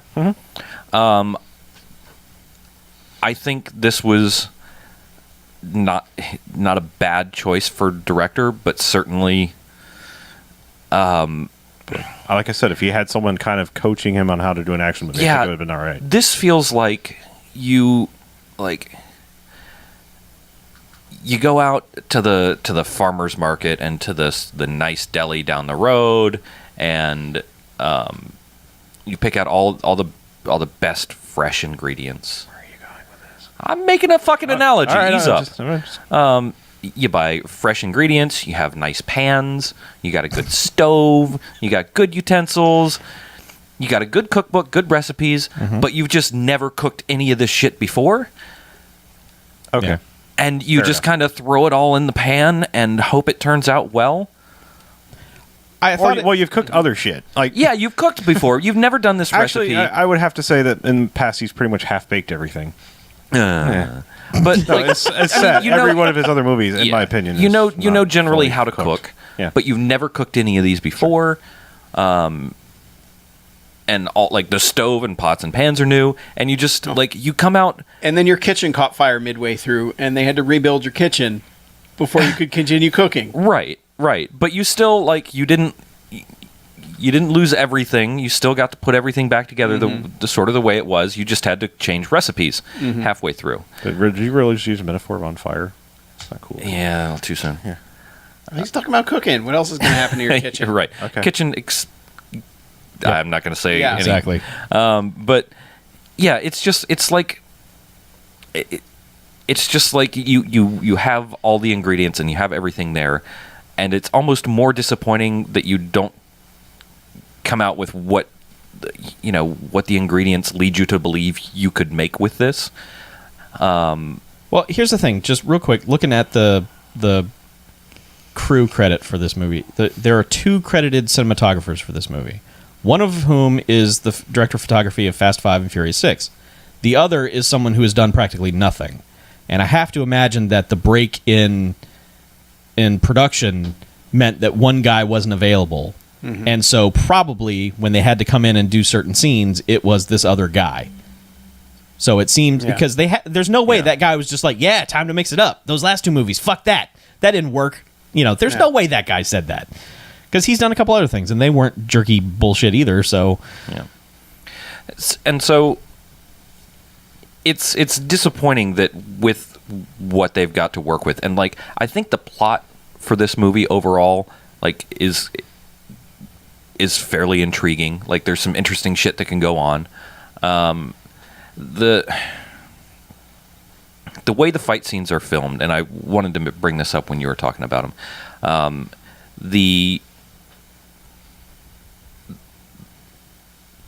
What's his fucking name? Vin Diesel. No, The Rock. Tony Jaa. The Tony Jaa fight scenes, I can understand why they're filmed like that. Everything else, you have no excuse for bringing the action in that close, and you really benefit in a lot of ways from bringing the camera back and letting us watch some of this stuff that goes on, especially with The Rock, who is good at selling his fighting, and Jason Statham, who is good at selling his fighting, and Vin Diesel, who is pretty good at selling his fighting. I know that Tony Jaa would have benefited the most from not having to work within a confined area, because his stuff looks just absolutely gorgeous and brutal when you let it breathe a bit. But I understand that. The tricky camera work, I loved the first couple times. There were a couple times it almost made me sick. And almost more than anything, this movie needed more fucking rock. Yeah. Yeah. It's apparently in the original version, he wasn't even in the end of this movie. Like after the schedules changed and they could have him, they brought him in, but It feels tacked on, to be honest. Yeah. And it feels fairly fucking useless, and I hate to say that about The Rock. Like, I love what he's doing in the end of that movie, but it feels, it just feels... It feels like, truffle shavings that you just set on... you threw on the table. Yeah. To Truffle bring back shavings. to the Yeah. food analogy. yeah, yeah. Shut up. I have to analogize things to... doesn't make sense in my head. That's fine.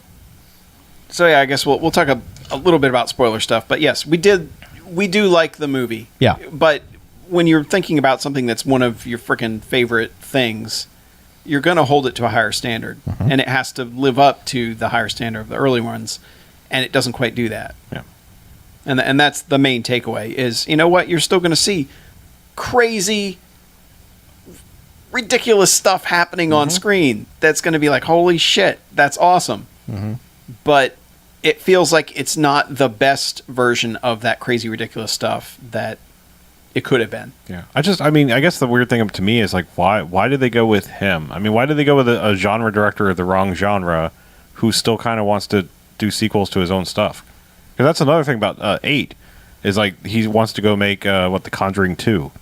And they're like, well, we got to work around that schedule. I'm like, who gives a fuck about The Conjuring 2 except for him? Those movies cost $2 million to make and make $100 million. Well, it's obvious he gets it, right? Does he? I mean, I don't know. I think he gets it. I think he gets it. And I think that may have been part of like, hey, I get this. I understand what this is about.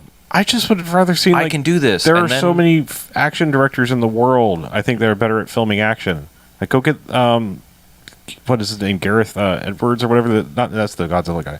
Evans, I think. The guy that did like the Raid movies and stuff like that. Gareth's out there. Yeah, I mean, like, there's him. I mean, there's the guys that made Ong Bak. I mean, like, there's guys all over the world that are really good at filming action. Well, we don't know what kind of like meeting they had, what kind of I know. it could have just been like get that guy. It could have been a production thing, which is just like we need to make this movie in 3 weeks. That guy makes ghost movies in 3 weeks, and they make $100 million.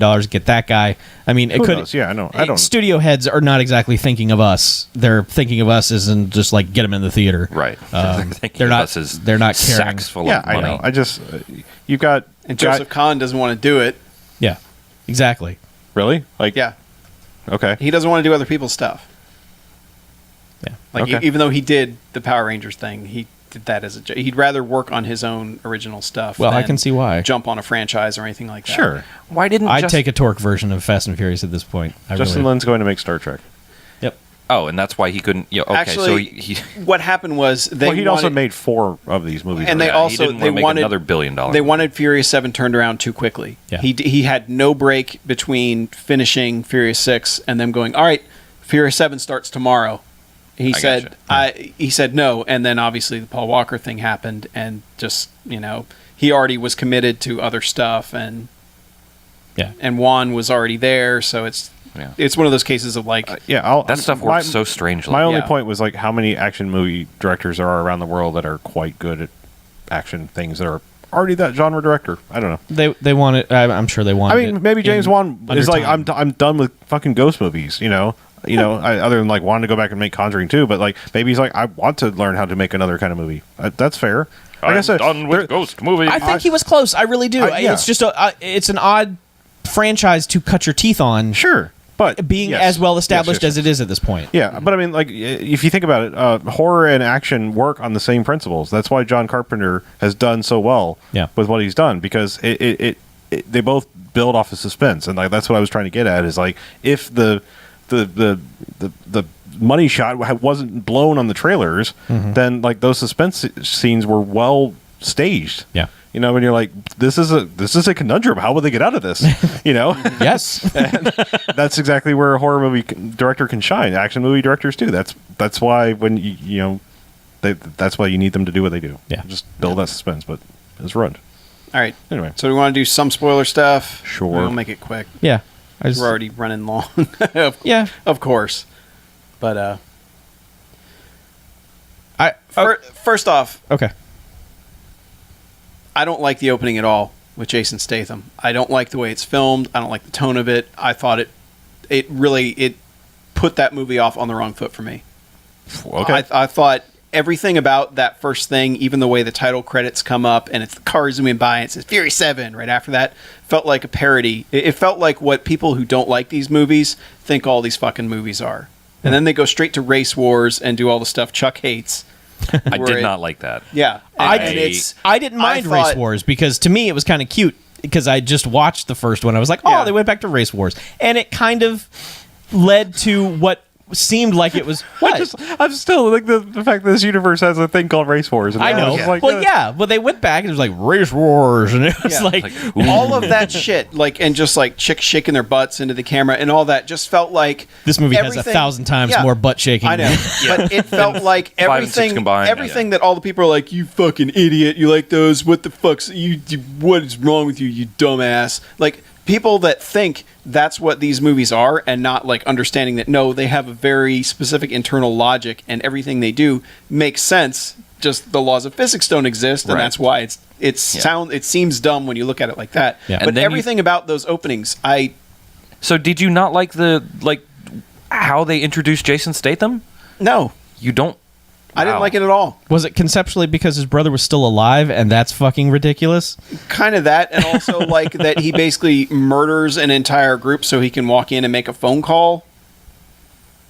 You know, I just the whole thing, and then him Were they like murdered? I think he just offhandedly knocked throwing them the all- grenade on the guy. I don't know. I didn't like how any of it looked. It looked overly CG'd as well, which I didn't like.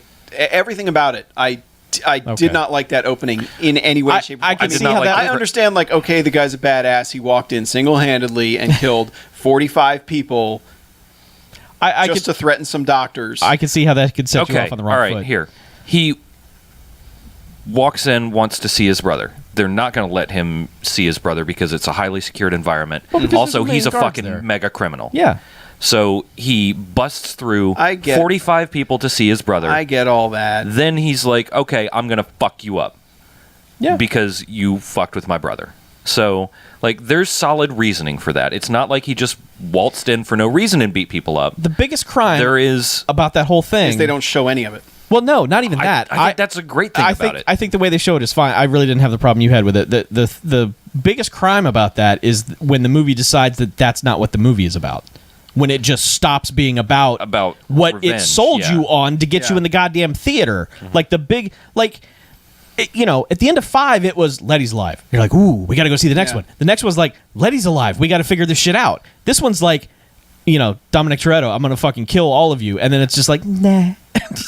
let's go find the Yeah. thing that is the plot of Right. Person of Interest on television. Well, the fact is, they got him and Statham in the same room, and they let Statham go. And they're like, all right, guess what, Vin Diesel? We'll help you get Statham. yes. You fucking had him! Yeah. That's the sort of shit that they usually don't do in these fucking movies, and they do it. Yep.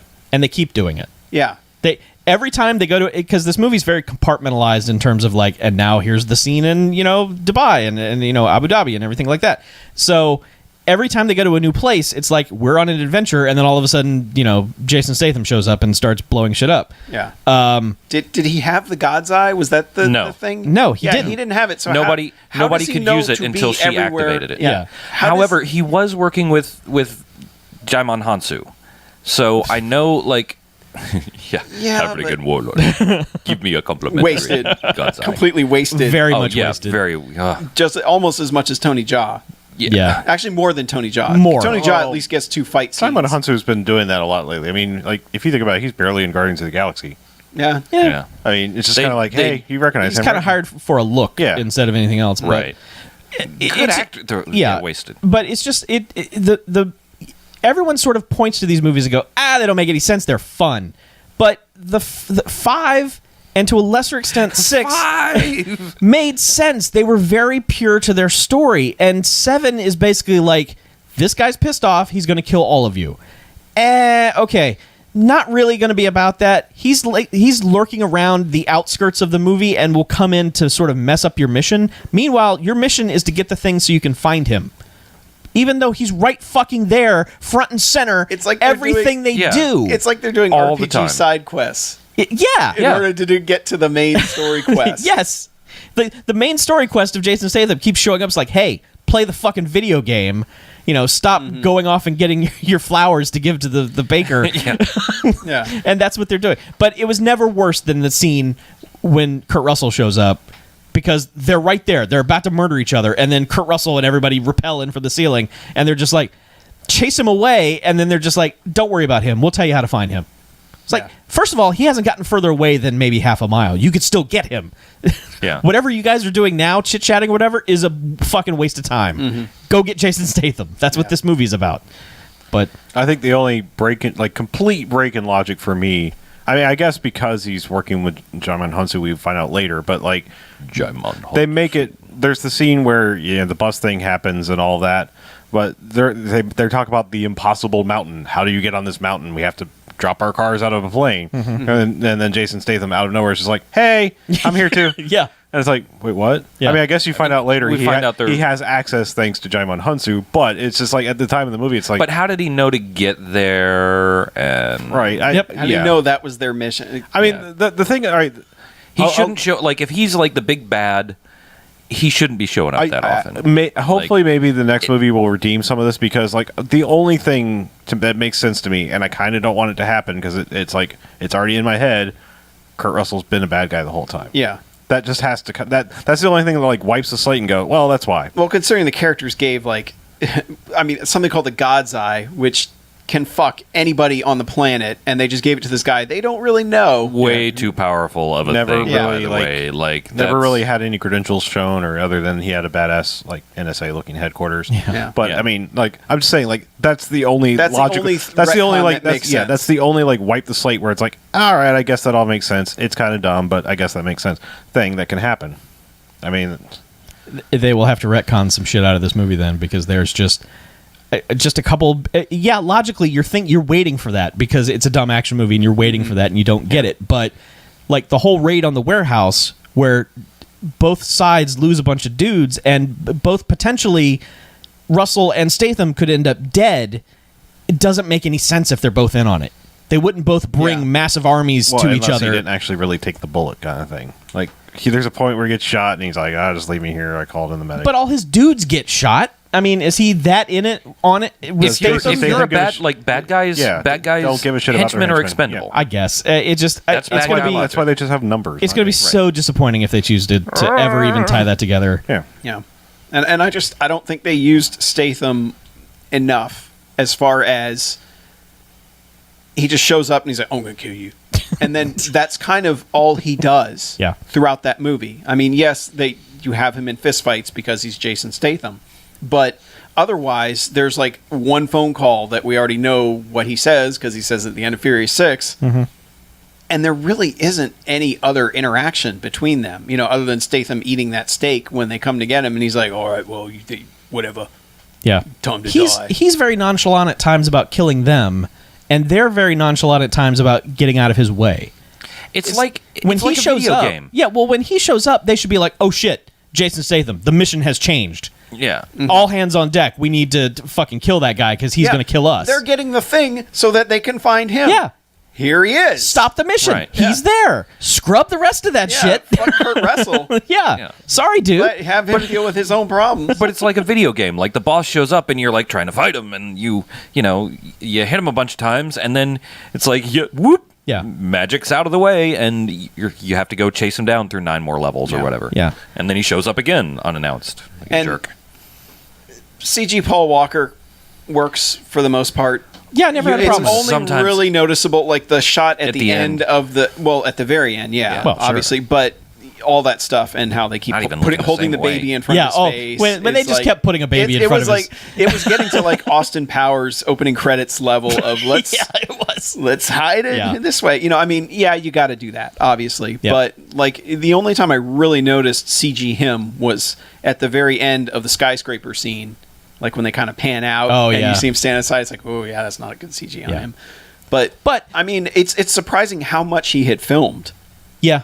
or how seamless they made it. Because that's that, and I think one other shot that I don't even remember anymore. I think it might have been actually the running up the back of the semi thing. Mm-hmm. Like when he's doing the hanging around stuff, Yeah. it seemed like they put a digital face on. But that was probably a That friggin' was- stunt that man was probably anyway. stuntman So anyway. but they're really. It seems like he had filmed a ton of this movie already. Yeah. There seemed to be a lot of hair changing on him. Well, Yeah. It's funny that as good as it seemed like that CG turned out to be, there's that one shot of during like one of the car chases where the truck with all the pipes on the back of it breaks apart and the pipes sort of spill out on the road. Yeah. It looks like a macaroni picture gone crazy of just the fakest, like, I don't know what the hell spilled off this truck, but man, as soon as those wires come loose and the things fall off the truck, it was just like, oh wow, that is just terrible. That's like previous movies terrible CG bullshit. Yeah. That was the moment for me where I just went, oh man, that's wow. And the drone just looked. Oh, that thing looked like garbage. Yeah. Yeah.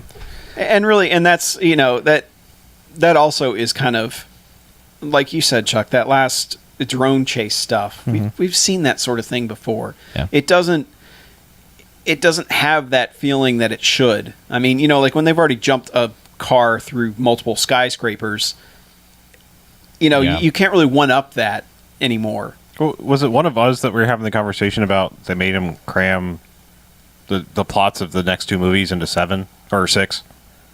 Somebody was telling me this, that like somewhere along the way they were like, we don't have time to make. We're not making 2 movies out of this because the tank thing was supposed to be the climax of 6, right? And the 30-mile long jet runway was supposed to be the end of 8, and they crammed both those. That's why you got 2 incredible, set piece things in 6. That kind of makes sense. And so, like, I think it kind of left them with like, I don't, on the high with the raised highway in Furious 6 or Fast and Furious. It's Furious 6. Why am I not remembering the tank thing? You should. Ludacris going, they got a tank. Got it. Yeah. Yep. Okay, there it is. They got a tank. Yeah. Well, and there's. I remember the jump. Yeah, from we that. need plans A, B, C, D. They're all good. And I'll say there's, at the end of 6, there's kind of that sense of earned loss, like with Han, where he's just lost his woman, and there's kind of like, there's the feeling that they earned it. Whereas this one, the mission kind of ends, and then the Rock's locking away Statham, and then it's okay. We're saying goodbye to Paul Walker. We're not saying goodbye to Brian O'Connor. We're saying goodbye to Paul Walker. Yeah. Because very much the end of that is just flat out.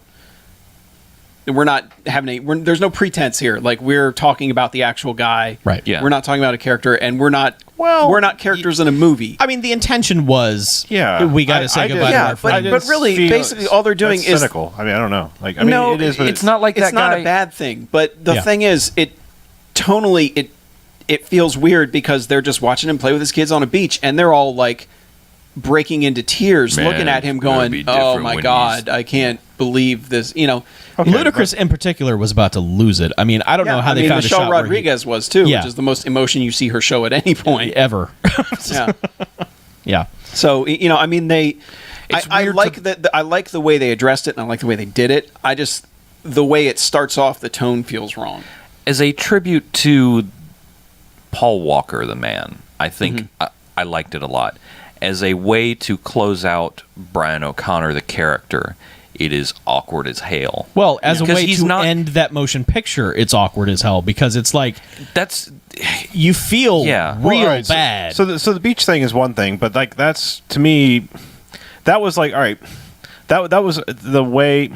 I got it. I hate to keep going back to this, but like there is a scene when in the show Firefly when they knew that the show was canceled, but they still had like 2 more episodes to film. Yeah. And there is a scene where it's like they're at a funeral for a character that kind of doesn't mean fuck all in the show, but like they're kind of standing around and like that's literally like they're having this funeral moment for the show, Right. And it's like it's like okay, they're a little too emotional about this shit.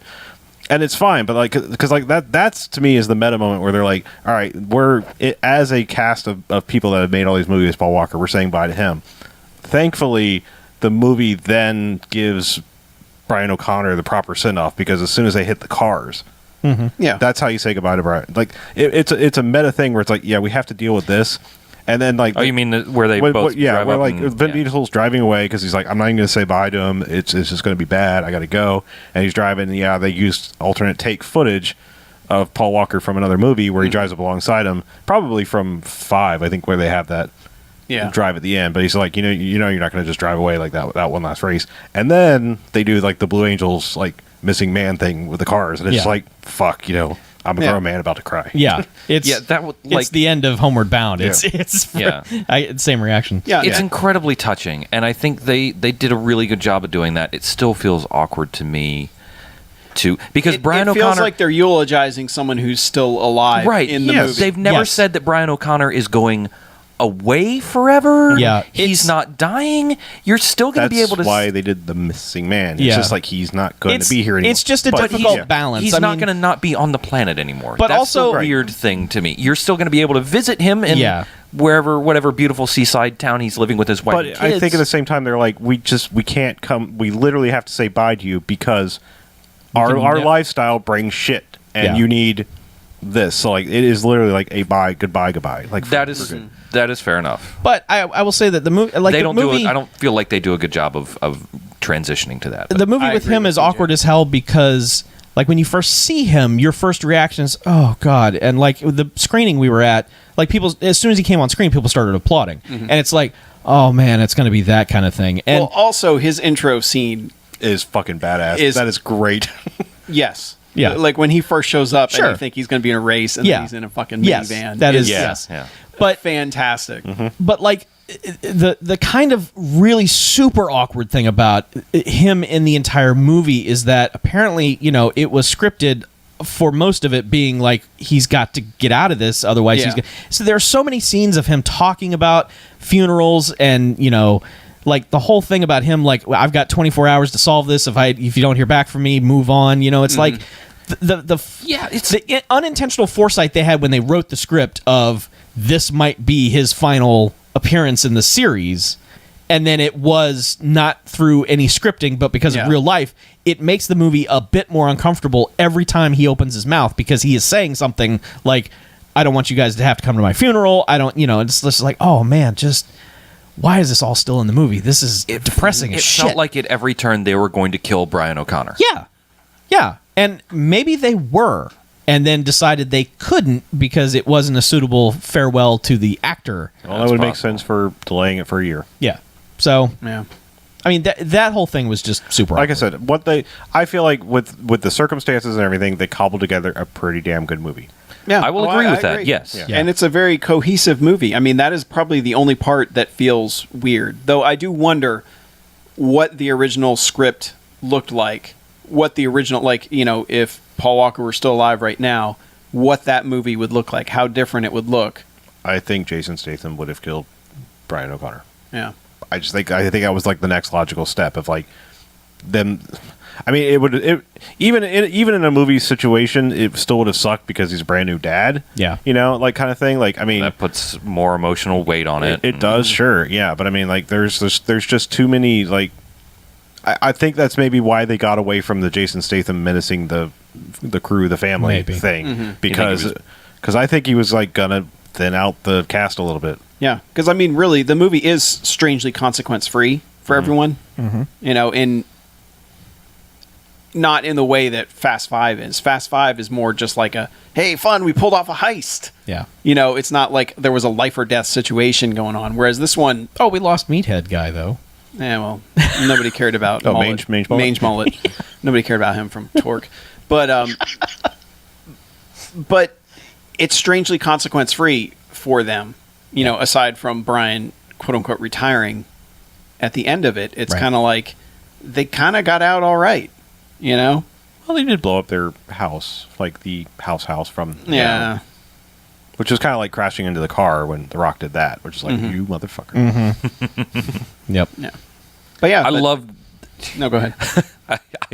That just reminded me of The Rock's entrance into the like second half of the movie after he does his, you know, Daddy's got to go to work. Yep. And then the ambulance thing coming off the fucking overpass. I wish I hadn't known. I really, but the problem with all those trailers showing him wielding the chain gun is Yeah. you see that chain gun on the drone and you're just stuck going, all right, Yeah. when the fuck does he crash? Basically my mind was saying, how does he get that chain gun off of the drone? Yeah. Because they didn't have anything to shoot it down with. They didn't have any right. way of doing that. And the He only killed it with an ambulance. Yeah. That was great. he doesn't even really get to be a hero with that. No. Like he doesn't get a hero moment with he that. just shoots. He's he just doesn't even shooting. shoot anybody out of and the thing. honestly, he needs to work on his gun face. I don't want to tell. I'm not saying it telling out of him the that. side of my mouth, so that like to I'm not going BJ. to tell The Rock that he needs to work on his gun face, but he needs to work on his gun Yeah. face. It doesn't matter what you think, Jabroni.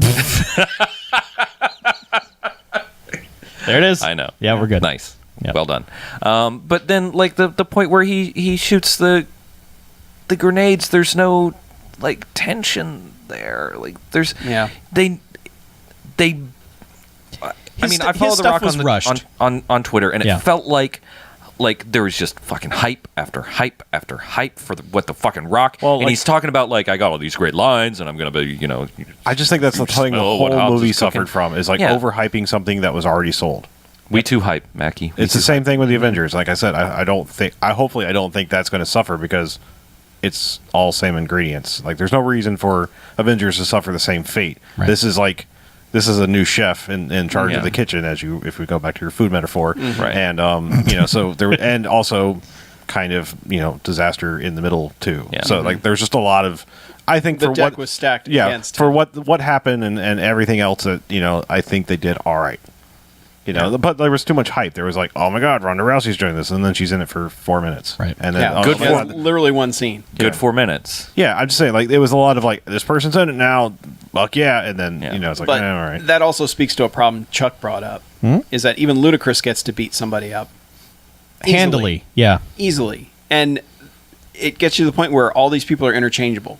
They're all badasses in cars. They can all fight anybody. There's nobody with a specialty anymore. They're just all like... Even the hacker girl beats the shit out of somebody, Yeah. doesn't she? Yeah. Yeah, she has a moment. But like for me, it was like, when Paul Walker fights Tony Jaa, and everyone's, Tony Jaa's a badass. Yeah. But immediately Paul Walker's holding his own with him the entire time. Yeah. And it's like, well, that's just deflated the whole menace of that guy right away. I mean, Yeah. there needs to be like, you need to have characters in your movie that are like, holy shit, how are they going to defeat that guy? Well, kind of like The Rock. You're like, Sure. how the hell is Vin Diesel's going to get his ass kicked by The Rock? yeah, I mean, when he's described as Old Testament, it's like, yeah, fuck, exactly. What are we gonna do? You've got to you build up your henchmen as just insane, crazy, just superpowers, and then it's like, well, we've really got to just come up. We got to improvise to figure something out. It's like the whole just pull the pin on the grenade they had on his vest. Oops, I caught you. Outsmarted you. But in all these scenes, it's just like we're fighting. I'm just maybe I'll just get an upper hand on you while we're fighting. Yeah. And it's like, And- I don't. I like the fights, but it's like you got to have the thing that I liked in 6, like the subway fight, is that Han and Roman get their asses handed to them. Yeah, they do. Yeah. And that's great because that's a great scene. They're both like comically like, you go, no, I don't want to do Yeah. this, and they keep trying. And then they say you would never talk about this. Yes. with Yeah. anyone. Yeah, ever. Yeah. and you can believe them as like they can fight a little bit, but they're still that like guy way is a fucking badass, outclassed. Yeah. and so that's how you pump that guy up. So later, oh well, how are we going to Yeah. beat that guy? even the Statham and Vin Diesel fight, like I don't think Vin Diesel should have been holding his own hardly on that. Like I know he has to Oh, win that fight, yeah, he but he does. has to be way more clever than he is with the fucking bullshit they throw down on there to beat the classifier who they establish Shaw as. Sure. Because obviously he walks in and wrecks like a million dudes at the beginning of the movie, and by the end of the movie, the Vin Diesel family beats him by stomping on the ground. That's kind of awesome though. I mean, it was great. It was a good line. The streets, I did like the gunfight that they had in the wrecked cars as they were like sandwiched next to each other. They had that like the third time where they rammed cars into each other, and then it was when just like Vin pull Diesel- out guns. Oh yeah, when Vin Diesel He's on wheelies top of the him, yeah. Yeah, and wheeling on it. I'm glad that didn't show up in the trailers. Yes. Yeah, that was fucking 'Cause awesome. That was fucking Yeah. awesome when it showed up. And then they had that brief gun battle like through the wrecked cars. It's sad. It's like the things I remember the most are the things were a complete surprise to me. Like Yeah. the time that on the mountain when that one, I think it's like an SUV or Jeep or whatever, just gets impaled by the tree. After Yeah. tumbling like Yeah. 6,000 feet down the mountain. Little things Yeah. like that. I mean, like it's sad that those are the things that it's just like, yep, I remember that. That's the moment. Yeah. But Yeah. so I don't know. Oh, like just one more. Yeah, go One more ahead. tiny Sure. thing? We have some time. Yeah, the TNA in this movie, like TNA has not been a huge part of the last couple. No. And I mean, so, it was when it was a street racing movie, just Right. because that's what they thought. but that street was like racing that was back when we were 21 years old or 19 years old. You know, Yeah. Like, I don't think I started. Okay. I mean, You might movie have been, like I don't know. movie age wise. Oh, okay. Like that's where we were with those movies. We were Yeah. 19 years old. We just got our first like Mazda and souping it up and putting wheels on it. Like at this Hopefully point, putting wheels on it. at this point, we're getting They go better. putting fancy wheels. Oh, I see. Fancy. I started with square ones. It was Upgraded to you had- octagons you had a finally. Canadian car? Yeah. Yeah. Octagons, and then I know what you're saying though. It seemed like they ramped up the ass in this movie, and it was and almost uncomfortable. It was really out of. I felt it was really out of place and like really immature for this sort of thing. And then they take like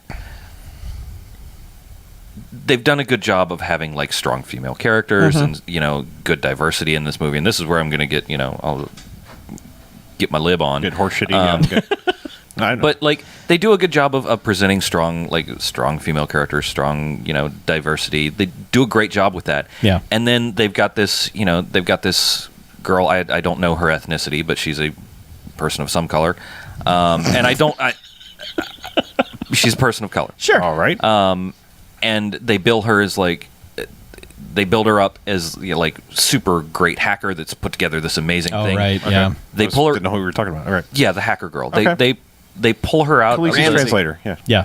What's that? Khaleesi's translator. Yeah. Yep. Yeah. So they pull her out of this thing, and then like 3 minutes later, she's just a fucking sex object coming out of the They coming give out her of the water. Bond girl treatment of but which to be felt fair, like that felt like super wholly unnecessary. But Yeah. didn't they It also felt, just kind of again, get called on immature. it right after it? Like, didn't like Michelle Rodriguez and who else was in there? I'm trying to remember. Like, it gets confusing to me because I'm trying to remember who's in what scenes now. right. Because that's Well, there's Tyrese and Ludacris. But no, and- I want to say like Michelle she- Rodriguez walks up and calls him on it. Yeah, because they're down to no other girls because I mean Yeah. they killed Giselle and then Mia's not and there, then- yeah, hanging out she's with her. not there. Yeah.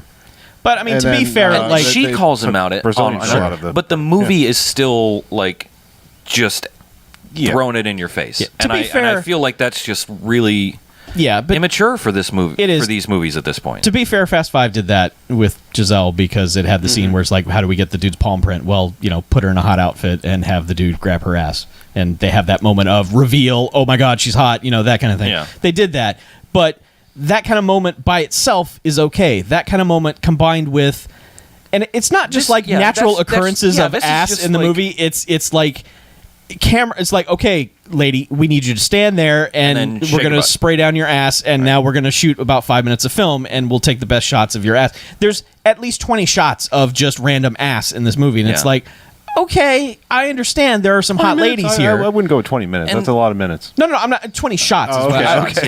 Yeah. Minutes, no. Sure. I With the That's a Giselle strange thing, choice. they're using like something that is like they're taking advantage of. They're like, okay, I actually think that's a reverse of power because they're like, Right, watch you- how we can make this dumb man Right. fall for our plan. You're attractive, so you're Yeah. because this guys are dumb. You're gonna use that against him. And then in this, it's just straight TNA because like they linger for like 25 minutes Yeah. on her bikini bottom, and that's just Yeah. it. Like they don't have any reason to do that other than like, hey guys, look at this yeah, lady. there's in the no movie. there's no point on it. They've established like Yeah. that she's like amazing, and you can see that she's an attractive girl. You don't need to just like Yeah. throw her in a bikini and dip her in oil and then set her in front of the And camera. to for go back to 5 Fast minutes. Five, they redeem that by the fact that she just kind of walks in like, yeah, I got your handprint, done. Yeah. Like, Yeah. mission accomplished. I mean, it's just that's a little more. I know. I I feel like redemption it's I, just, it seemed on top of the rest of the movie's weird, sexual exploitation of ass. It was just, Yeah. and it really is. It's weird. It's a weird fascination why it's only that. It's not like here's some legs. It's it's ass It's- the yeah, entire it's- time. yeah, it's it's look ass. at these buttocks. It's Yeah. And I think they really could have done that race war scene without any of that. Like, they had probably man. not done that scene. That's all really, what but- Race Wars is about. race wars, man. well, They fucking invented race wars. They had that guy who was in one of the other ones. He was Yeah. there, and Yeah. he was all like, "I remember you," and that was fun. And that guy was in the first one? Yeah, I was like, hey, I recognize yeah. him. He was like, "Hey." lots of fun. So, but we all liked it. But yeah, but that just plays into the whole parody of what people think these movies are type thing. Yeah. It's Yeah, like don't it make the movies what people think they are. Don't. It betrays what the movies have become, Yeah. which is like solid big dumb action movie that has a lot of really good things going for it, and like I mentioned a couple minutes earlier, like some fairly decent for a big dumb summer action movie, diversity and respect for women generally, and then you just kind of like no, look at that ass. Dead ass. I think though it just speaks to a bigger problem about this movie is that the movie overall is pretty damn good, but behind the scenes it was probably a gigantic clusterfuck from scheduling Most certainly. to being rushed by the studio to having your star of your movie pass away. It's remarkable that we got what we got out of it, and Exactly. I think that by the time we get to the next one, they will have time to take a breath, and maybe everyone will still be alive by the end of production, and they won't have to fuck with it so much to get a cohesive effort out of it. Yeah. You know. And I still wonder where they go from here. If they kind of almost reboot and scale it back, or what. Well, the thing is Yeah. like, I mean, they haven't. I think the only reason it really works is the dynamic that it's worked so far is they haven't established anybody to step up and be, the counterpart to Vin Diesel. Yeah. I mean, Kid from the X-Files. No. no. Bring him back. He's Well, so good. Yeah.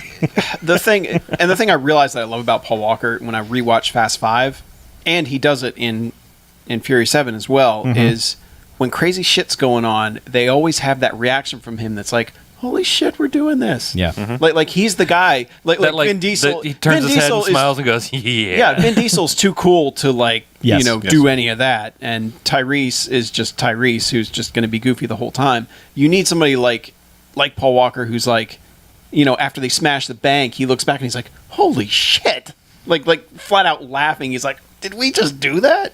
And he does that when they're falling out of the plane. He's like, Yeah. this is fucking crazy. Yeah.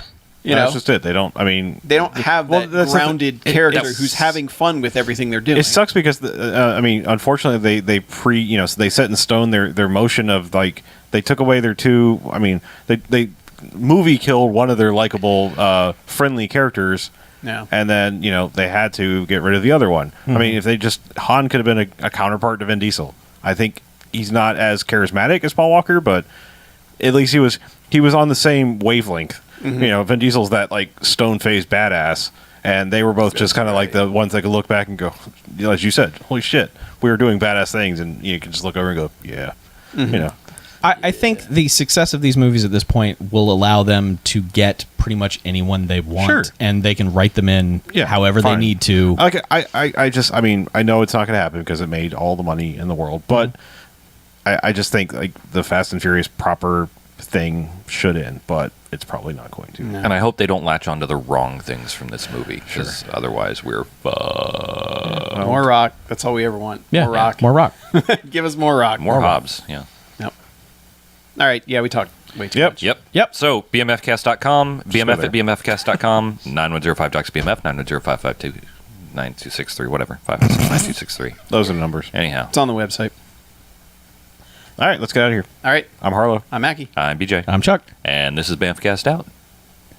BMFcast is about fam. Oh no, we have to share our one little side live stream bonus thing. What's that? Our, my dick. Live stream bonus our for theory. whoever's still here. Our theory? Yeah, our theory about the entirety of Fast and Five since or Fast and Furious since 5 Okay.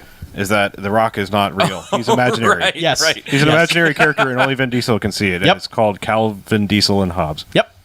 That's our Because internet fan theory. 90% of the time, he is only interacting with Vin Diesel. It's very strange. That he's just a figment of Vin Diesel's imagination. Yep.